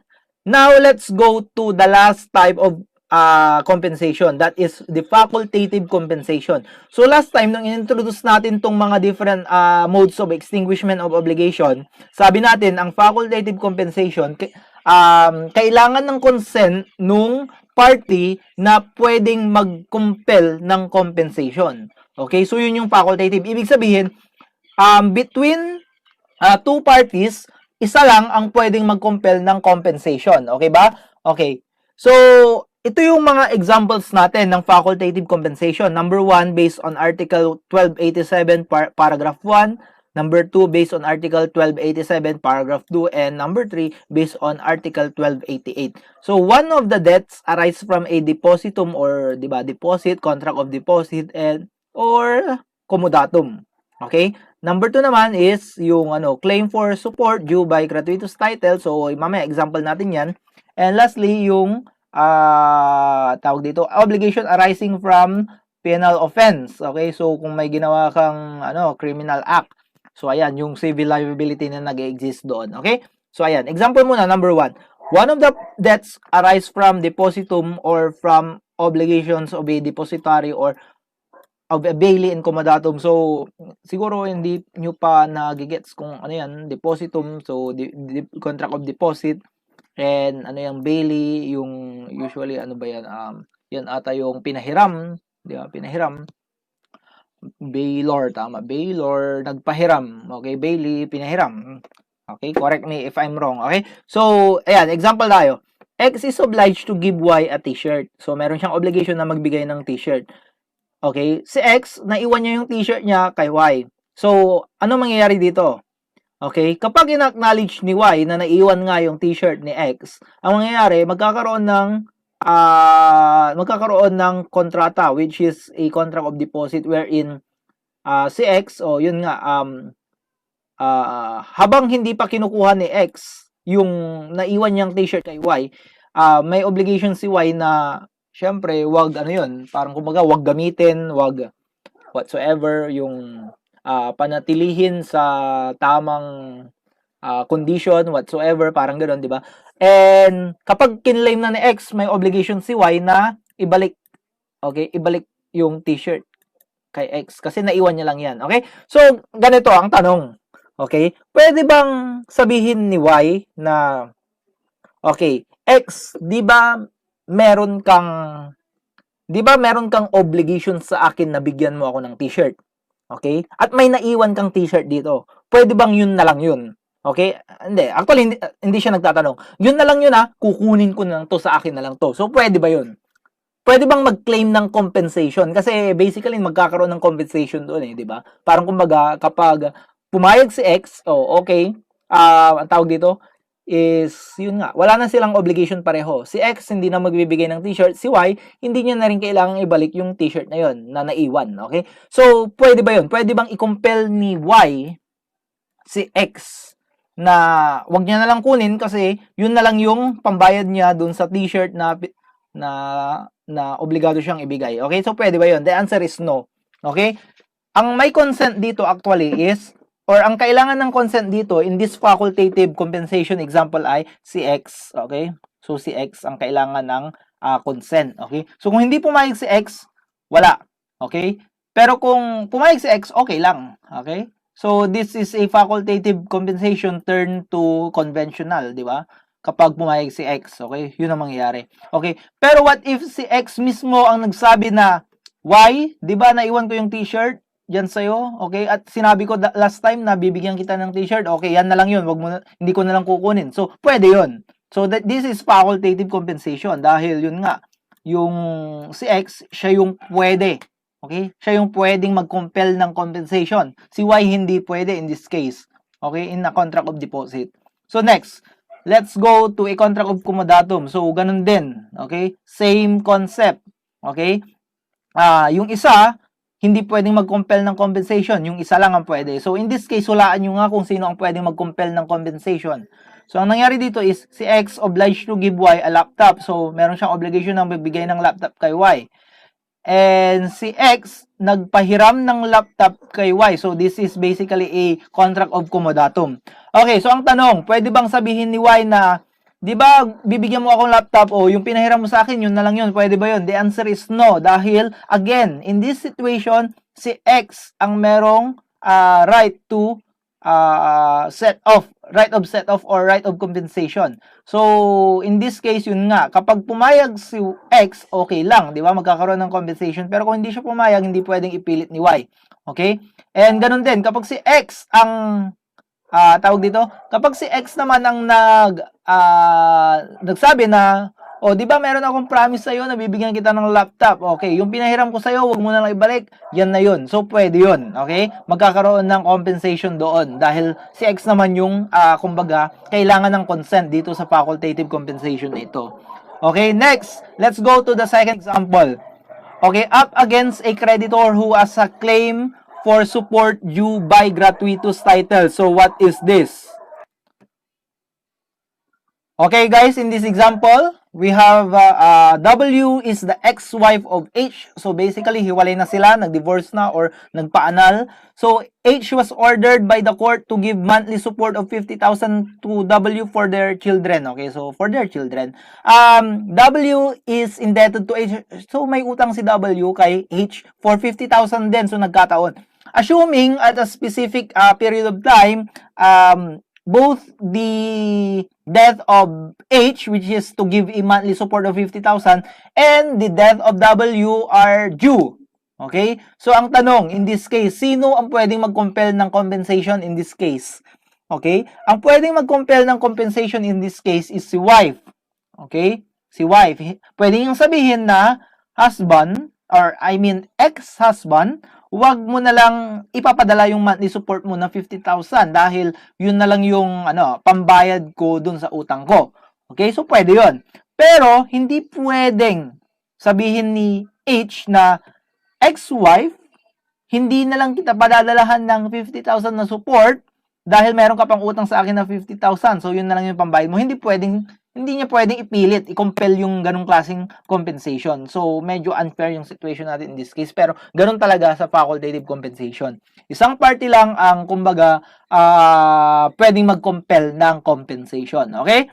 And let's go to our last example. One of the debts consists in civil liability arising from a penal offense.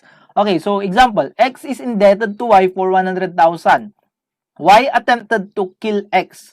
Because of the shock, X was awarded by the court ng 100,000 damages. Y was also criminally prosecuted. So, ang mangyayari dito, in this case, yung utang ni X na 100,000, pwedeng makompensate yun. So, sino ang pwedeng mag-compel ng compensation in this case? So, obviously, it will be X.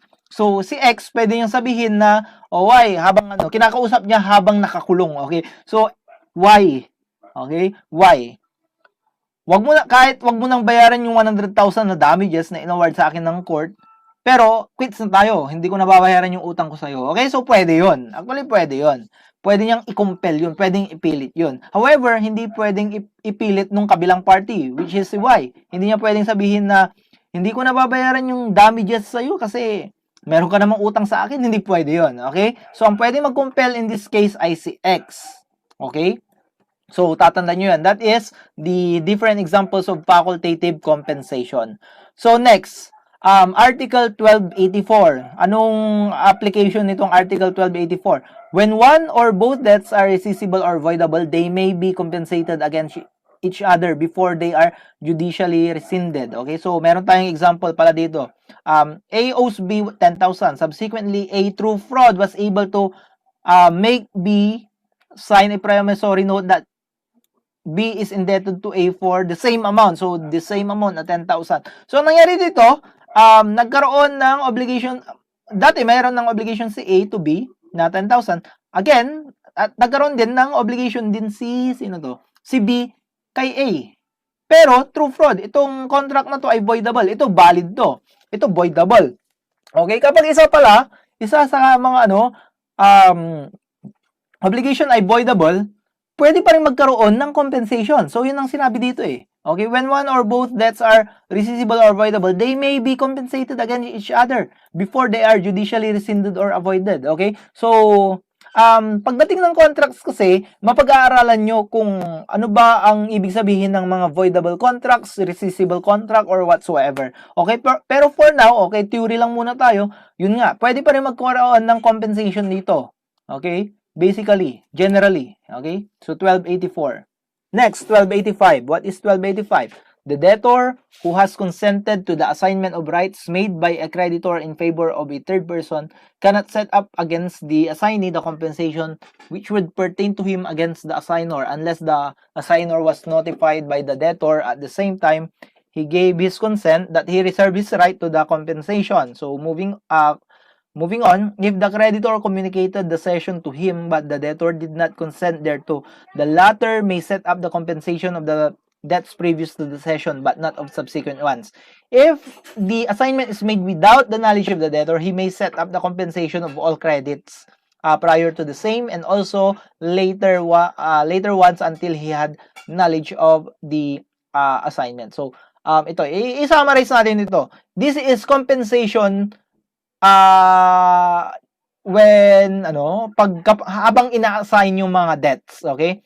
So, ang nangyayari kasi dito, is, mamaya, pag may example tayo, makikita nyo, okay? Mamaya, makikita nyo. Pero, for now, ayan, meron tayong ginawang summary na table dito, okay? Kapag nangyari daw ang assignment with the debtor's consent, however, with the reservation to compensation, the debtor can set up compensation as to any debts due. Okay? So, ayan, mamaya i-illustrate natin yan. Pangalawang situation dito is with the debtor's consent, however, without reservation of to compensation. So, in this case, hindi pwedeng mag-set up ng compensation as to any debts due. And next, third situation natin, without the debtor's consent, so he can set up compensation as to debts due prior to assignment, okay? And by the way, ang ginamit pala na word dito ay session. So, session, and basically, this is assignment. Assignment din lang to, okay? Assignment. Okay, assignment. So, ang ginamit nating word ay assignment. So, huwag kayong malito. Okay, so ayan, ginamit niya rin dito. Hindi siya consistent. Pero, ewan natin, baka may technical na pagkakaiba. Pero, basically, ganito. Session, assignment, yan din lang yun. Okay, so ayan. And lastly, without debtor's knowledge, can set up compensation as to debts prior to debtor gaining knowledge of assignment. Okay, so meron tayong example. Ayan, napakagandang example. So, X is indebted to Y for 100,000. Okay, so Y, on the other hand, is indebted to X for the following amount. So, mas marami Mas marami, pero pag tinotal mo, 55,000 lang to lahat. Okay, by the way, 55,000 lang yan lahat. Okay? So, hindi pa sapat para ma-cover yung buong 100,000. Okay. Assuming on June 24, so by the way, nandito rin yung mga corresponding due dates nila. Okay, para makita natin kung ano yung mga nag-June na. Okay? So, assuming on June 24, Y assigned the 100,000 to Z. X gain knowledge of assignment on June 26. How much can Z collect from X? So, i-analyze natin. Okay? So, first situation tayo. Ano yung first situation? Tingnan natin.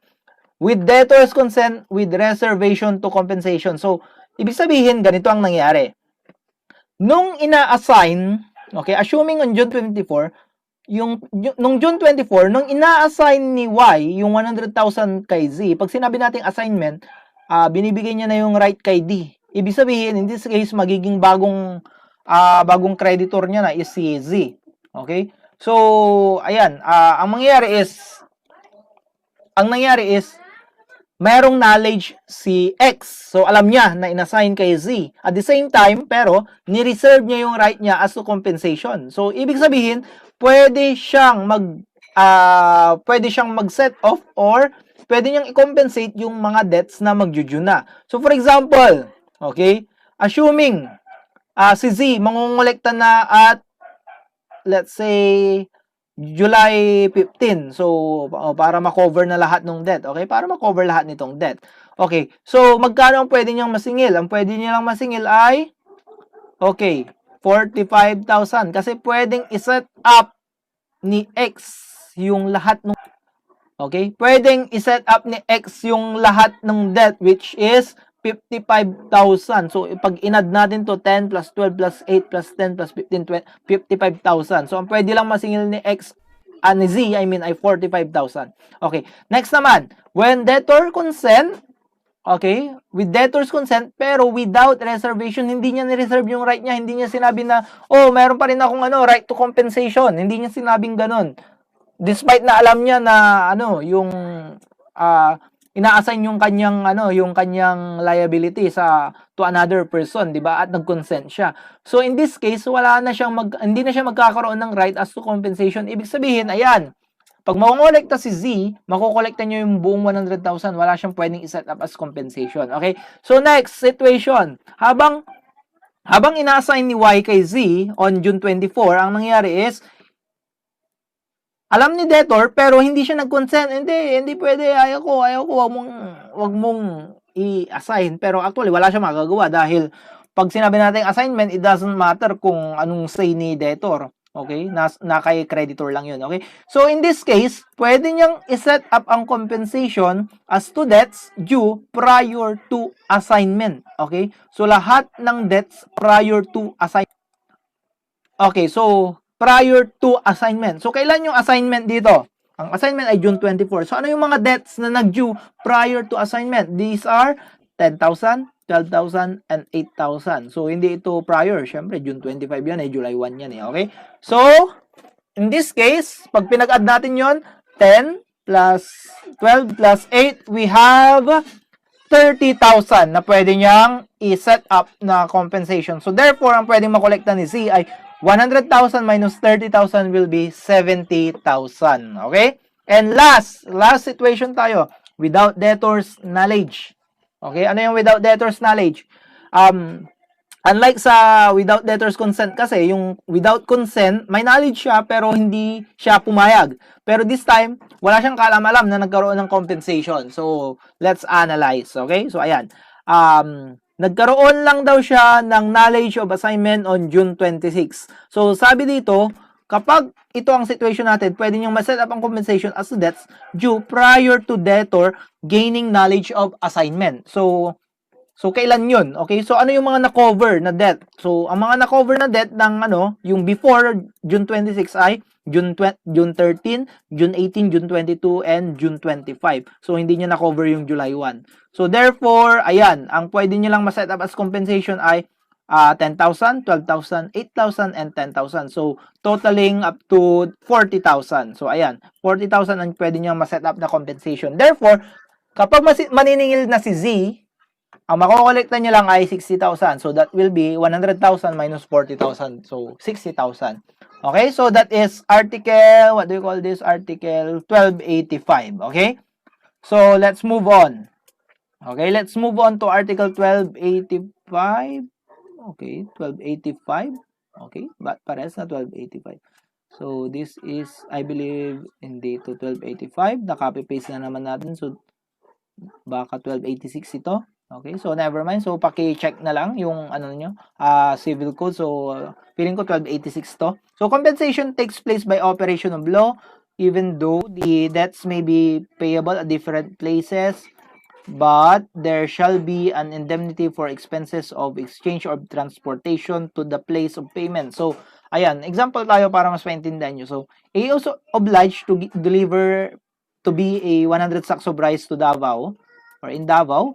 B is also bound to deliver a 100 sacks of rice of the same kind, okay, of the same kind, so okay siya, in Bulacan.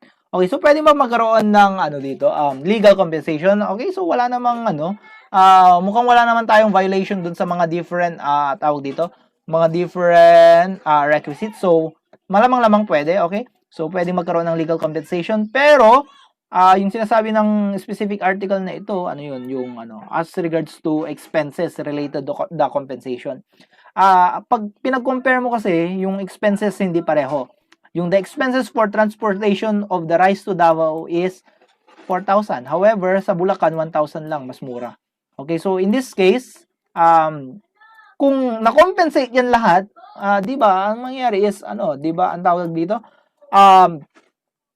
lugi yung isa kasi yung isa mas malaki yung ano, mas malaki yung supposedly gagasusin niya na transportation expense compared dun sa isa. So ang mangyayari is yun nga, yung difference kailangan i-indemnify. So in this case, if A claims compensation, he must indemnify B of the amount of 3,000 dahil nalugi siya ng 4,000. Okay? So ayan. So that is this is specific article. So let's move on now to novation. Okay? So, last time, ito yung actually nadagdagan under subrogation. Nilagyan natin ng legal subrogation and conventional subrogation. Okay? So, this is novation, kinds of novation based from the article 1291. So, meron tayong real novation, which is change of prestation or the principal conditions, okay, affecting the different obligations natin. And then we have personal novation wherein we replace the subjects involved in the obligation. It's either the debtor or the creditor. So kapag change in debtor, that is what you call substitution. However, if it is change of creditor, that is called subrogation. Okay, so isa-isayin nating explain tong mga to. Okay? The effect of novation. So, in novation, actually, there is a, di ba, sabi natin, nagkakaroon ng some changes, such as the change of the prestation, that is what we call the real novation, or change of the subjects, that is, personal novation. So, specifically, substitution and subrogation. However, ang nangyayari talaga dito sa novation is, yung old obligation natin ay na-extinguish and then nagkakaroon ng panibagong obligation. So this is evidenced by article 1292. So the old obligation is extinguished and replaced by a new one which is stipulated by the parties. Okay. So ano ang effect if the original obligation is void? Okay, if the original obligation is void, of course there will be no novation. There will be no novation. The novation is void also. Okay, if the original obligation was void. Okay, so ano yan? Naulit-ulit. If the original obligation was void. So, ayan. And then, hindi pala naulit. If the original obligation is voidable, so by the way, malaki ang pagkakaiba ng voidable sa void. Okay, pero i-explain natin yan pagdating natin ng contract. So, if the original obligation is voidable,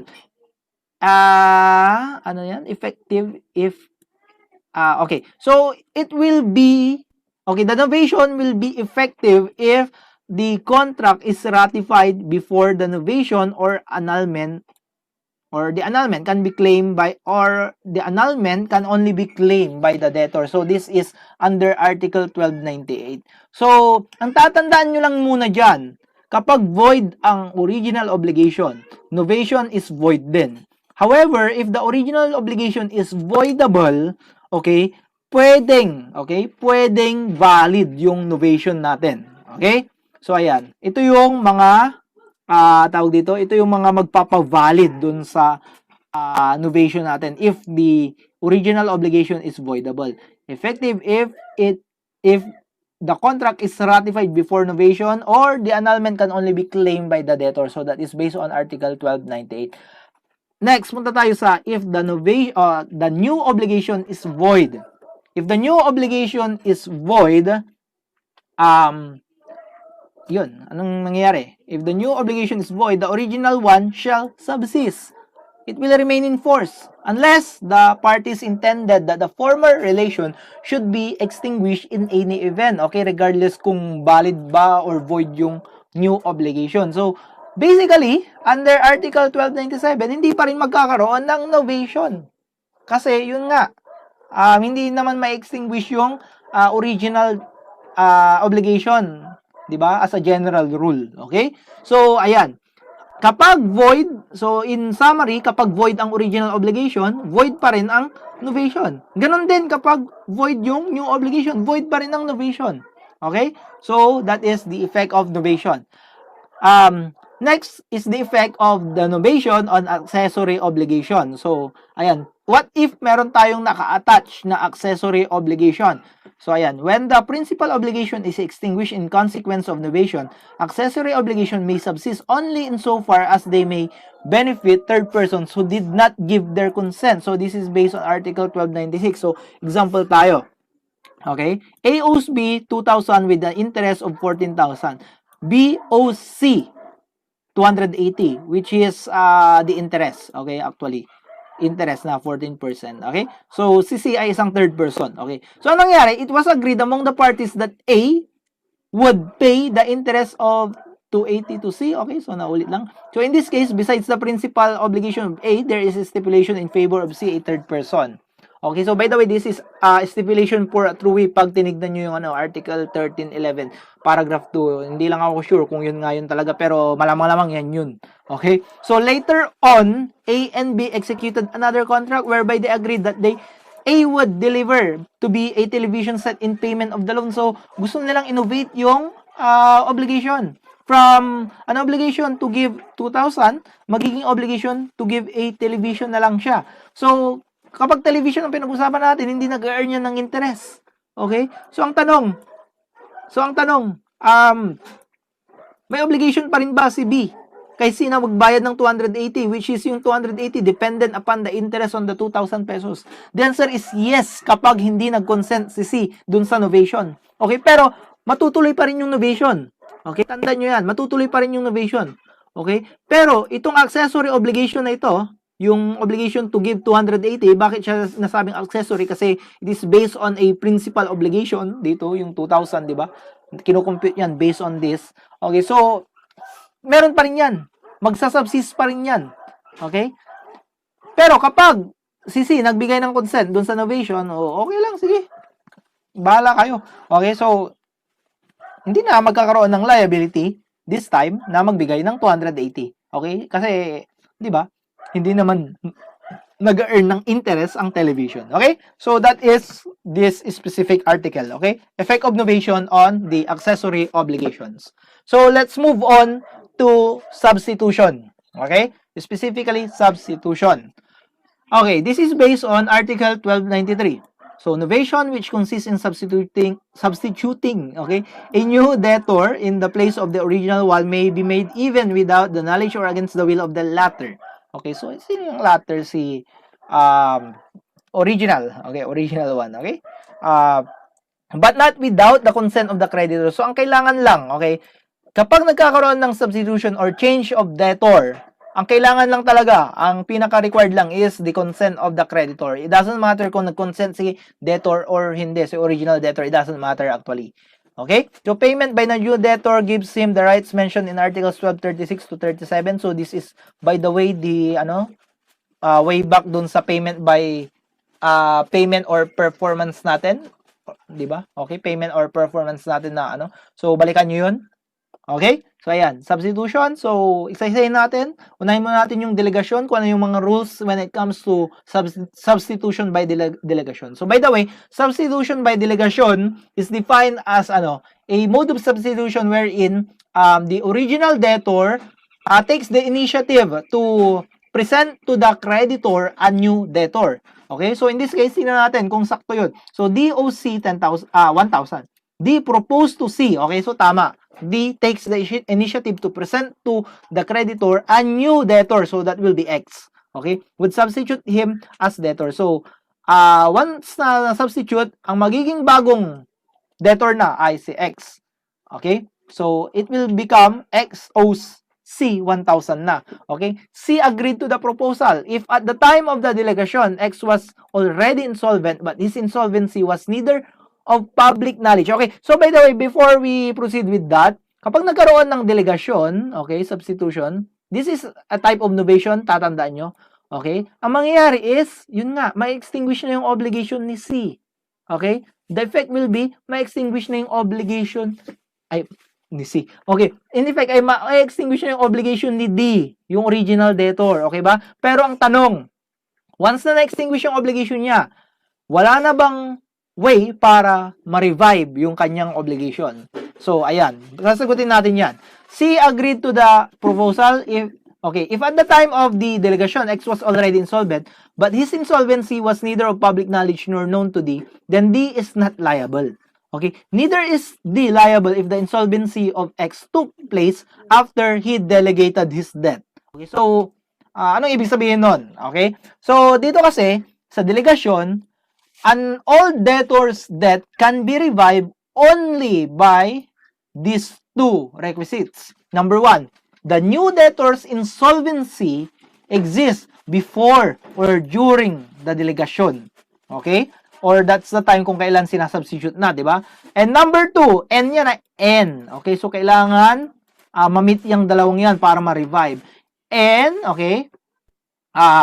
The old debtor has knowledge of insolvency, or number two, so or if he has none, but the new debtor's insolvency is of public knowledge. Okay, so balikan natin yung example.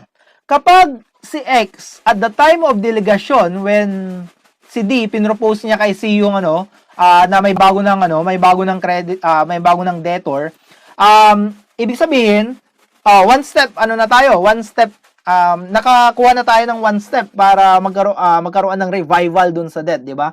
Okay, so the next, next step is, number 2, is if either the debtor has knowledge. So, di ba, kapag may knowledge siya, so parang may halong pangloloko yun. Kasi, at the moment na dinedelegate niya kay X yung kanyang debt is, alam niya pala na insolvent na si X at that moment. Pero, yun, pinresent niya pa rin kay C at ito namang si C kasi hindi niya naman kasi alam kung insolvent tong si X or hindi. O, yun, inaccept niya. Okay, so yun parang may halong panloloko. Okay, so in that time, okay, at that moment, pwede nang ma-revive yung kanyang debt. Pwede nang ma-revive. Okay, pero what if wala siyang knowledge? Okay, what if wala siyang knowledge? Pinropose niya si X as a new debtor pero wala siyang knowledge na insolvent na pala siya at that moment. Okay? Hindi na po pwedeng ma-revive yung kanyang debt. So, generally, hindi ma-revive yung kanyang debt. Okay? Pero, pwede pang ma-revive if, okay, the new debtor's insolvency is of public knowledge. Kumbaga, pag public knowledge kasi yan, pwedeng malaman ng kahit sino. For example, nasa newspaper yung kanyang insolvency. So, public knowledge na yun. So, kumbaga, hindi mo pwedeng invoke yung or ipalusot na hindi ko alam na insolvent yan eh. Okay? Hindi ko naman nabasa sa newspaper na insolvent yan. Hindi mo pwedeng idahilan yon yung ganung klaseng reason para hindi ma-revive yung debt sa'yo. So, at that time, pwedeng ma-revive yung debt. Okay? Ibig sabihin, kung sakali, yun nga, malamang hindi makakasingil si C kay X eh. Kasi, insolvent siya. So, malamang sino pwedeng singilan ni X? Ayan, pwede kanyang singilan kasi ma-revive yung debt mo. Kung ganun yung case. Okay? Basta na-meet itong dalawang to. Tatandaan nyo lang. na-meet itong dalawang ito, number 1 and number 2. Okay, so this is based on Article 1295. Okay, so next, let's go to expromission. Okay, so pag sa expromission, ang pagkakaiba lang naman ay yung kanina kasi, pag delegasyon, kumbaga dinelegate, okay? Dinelegate ni old debtor sa new debtor yung kanyang debt. Pero sa expromission, it's actually the new debtor who takes the initiative to present himself as the new debtor to the creditor. And again, expromission, para makumpleto ang expromission, kailangan lang din ng, what do you call this? The consent of the creditor. Hindi po kailangan ng consent ng debtor, okay? So, kapag expromission ba, pwede ba ma-revive yung debt nung debtor? So, the answer is no. There will be no revival according to Article 1294. However, there may be a revival of the old debtor if the old debtor is an accomplice of the new debtor, di ba? So, yan. May paalong pangloloko, so pwede ma-revive pa rin. May chance. Okay, pero based on Article 1294, wala tayong rule gaya nung delegasyon kanina na kapag na-meet itong dalawang to, pwedeng ma-revive, okay? Wala tayong rule na ganun sa expromission, okay? So, ayan. Yun po yung expromission. Okay, next, let's go to subrogation. Itong subrogation, itong concept ng subrogation na discuss na natin ito dun sa payment. Actually kasi itong novation papuntang payment medyo ano pa rin siya eh. Medyo connected pa rin siya kasi may mga mabdi-discuss tayo ditong mga concepts na parehas or based siya dun sa mga concepts ng payment. Okay? So ang subrogation po, it transfer to the person subrogated the credit with all the rights thereto appertaining either against the debtor or against third person. Be they guarantors or possessors of mortgages subject to stipulation in a conventional subrogation. So by the way, yung last time kasi, di ba, na na-discuss natin sa payment or performance, meron yung instance doon na kapag yun nga, merong consent nung debtor, yung tawag dito, yung pagbabayad ng isang third person, ang mangyari, it's masusubrogate yung third person na yun to all the rights which the creditor have. So for example, hindi ka makasingil doon sa debtor, pwede mong i-foreclose kung ano man yung mga chattel mortgages or kung anong klaseng mga mortgages or other securities na meron dyan. Okay, so kasi subrogated ka sa lahat ng rights. So this is, again, parehas lang na concept pagdating dito sa subrogation under novation. Okay? So there are two types of subrogation. We have the legal subrogation and later on we will have the conventional. Okay? Pero unahin muna natin tong legal subrogation. So nagkakaroon ng legal subrogation if, okay? Inulit ko, if, okay? If when a creditor pays another creditor who is preferred, or when a third person not interested in the obligation pays with the express or tacit approval of the debtor, or when, even without the knowledge of the debtor, a person interested in the fulfillment of the obligation pays without prejudice to the effects of confusion as to the latter's share. So by the way, balikan nga natin yung subrogation. Ano bang nangyayari sa subrogation? This is the change of creditor, di ba? Yung substitution kasi change of debtor yun. Ito naman, change of creditor. Okay? So, for example, okay. Ito, magbigay tayo muna ng example. A owes B 1,000 secured by a first mortgage on the land of A. A also owes C 2,000. The debt is unsecured. Under the law, B is preferred creditor. So, this is an example of preferred creditor. Pero, mamaya muna natin explain yan. Okay, so explain muna natin yung subrogation in general muna. So, ang nangyari dito, okay, if C pays the debt of A to B. Okay, so C pays the debt of A to B. So, anong nangyari? Si C, okay, so C.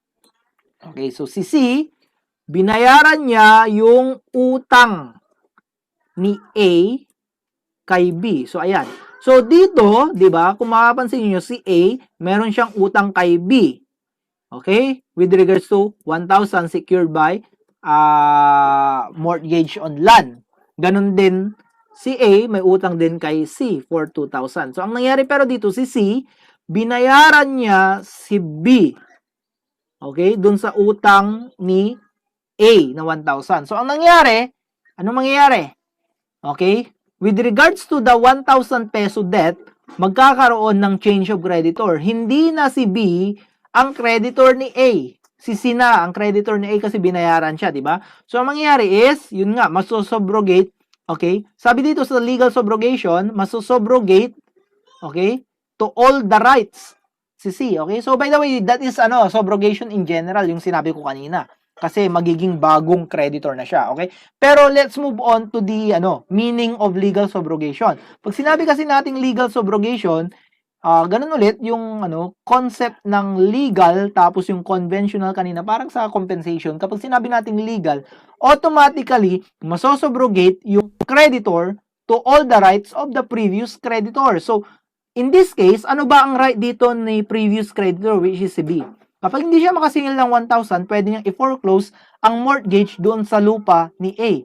So, kapag binayaran ni C, by the way, si C ay isang creditor, another creditor, okay? At binayaran niya ang isang creditor na mas preferred sa kanya. So, in this case, si C, pasok siya sa first first type of person na pwedeng automatically magkaroon ng legal subrogation. Okay ba? Or automatically magkaroon ng subrogation. So, in this case, si C, he is automatically subrogated to the rights of B. Okay? So, in this case, dahil hindi na si B, si C na ang bagong so meron na siyang right to claim the 1,000 pesos, and in case of non-payment by A, pwede niyang i-foreclose ang mortgage on A's land. Okay? Kasi nga, legally subrogated siya.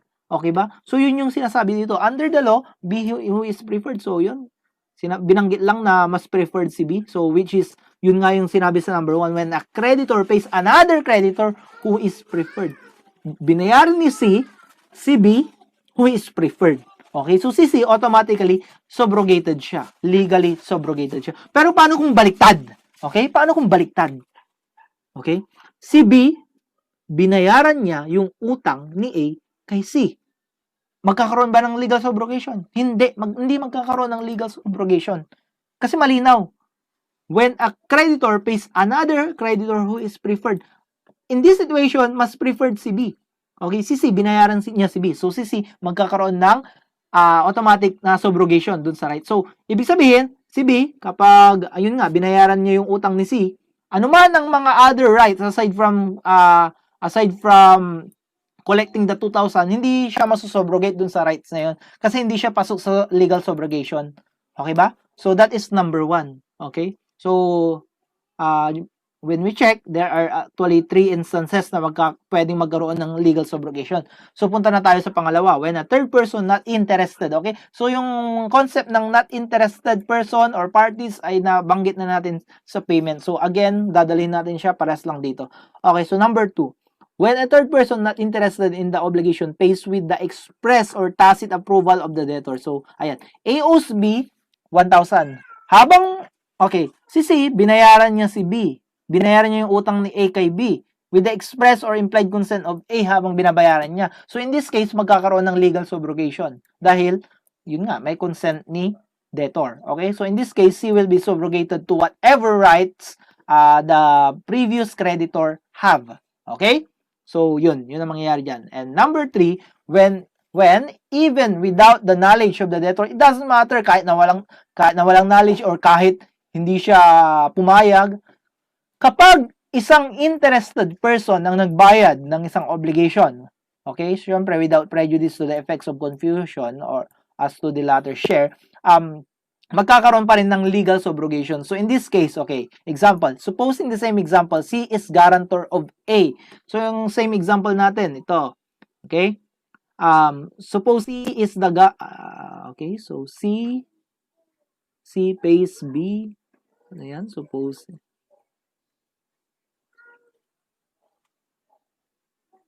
okay, so mukhang mali tayo na na-copy-paste dito, okay. So, suppose in the same example, C is the guarantor of A daw. C is the guarantor of A. C is a person interested. Okay, so tama pala. A owes B 1,000. So, tama. So, si C ay guarantor ni A. Tama. Okay? So, the same example. So, ito yung example natin. Tapos, move on to this. Si C, siya yung guarantor, so siya yung nagbayad. So, dito kasi sa previous example natin, si C ay isang not interested person. Not interested person. Pero in this case, dahil siya daw ay guarantor ni A, malamang interested person siya. Okay? So, C is a person interested in the fulfillment of the obligation of A as he would be benefited by the extinguishment. If C pays even without the knowledge of A, C is subrogated to all the rights of B. So, if ever may right si B to foreclose a certain mortgage or whatsoever or pledge or whatsoever, pwedeng makuha yun ni C kasi siya ay isang interested person. So, confusion takes place in the person of C, hence the guarantee extinguished but the principal obligation still subsists. Okay, so may extinguish yung guarantee dito. Actually, halos pares din to dun sa nag-discuss natin under payment. Okay, so next, conventional subrogation. When we talk about conventional subrogation, these are the instances or the situations wherein hindi siya pasok doon sa legal subrogation, yung 1, 2, 3 na in-illustrate natin dito, hindi siya pasok diyan. So, pwede pa rin magkaroon ng subrogation basta merong consent ni third person, consent ng original parties. Okay? So, ayan. Basta merong consent ng lahat. Yun lang ang kailangan dyan. That is what you call conventional subrogation. Na pag-usapan ng lahat. Okay? So, next. Meron ding tinatawag na partial subrogation. So, what is partial subrogation? A creditor to whom a partial payment has been made may exercise his right for the remainder and he shall be preferred to the person who has been subrogated in place in virtue of the partial payment of the same credit. Okay. So, example, D is indebted to C for 10,000. C or X pays C 6,000 with the consent of D. Okay. So, in this case, ano siya, with the consent of D, so pasok siya sa legal subrogation. Pero, ang binayad lang kasi 6,000 out of the 10,000. So, nagkaroon ng legal subrogation pero partial subrogation lang. So, there is partial subrogation as to the amount of 6,000. So, basically, ang nangyari, nahati yung debt, yung 10,000, nahati siya between 6,000 and 4,000. Okay? So, yung 6,000, utang na yun ni D kay C. And then, kay X, kasi siya yung nagbayad. And then, yung natitirang 4,000 ay utang niya pa rin kay C. Okay? Pero ang tanong, if kulang yung pambayad ni D, kanino muna magbabayad? Okay? So, D remains the creditor with respect to the balance. Okay? Thus, two credits subsist. In this case, in case of insolvency of D, C is preferred to X. Okay? Ang una mo nang babayaran is yung original debtor. Original creditor, nung 10,000 na yun. Okay? So, that is the rule in partial subrogation. So, in terms of partial subrogation, ang magiging preferred in terms of insolvency or kapag kulang yung pambayad ng debtor is yung original debtor muna. Okay?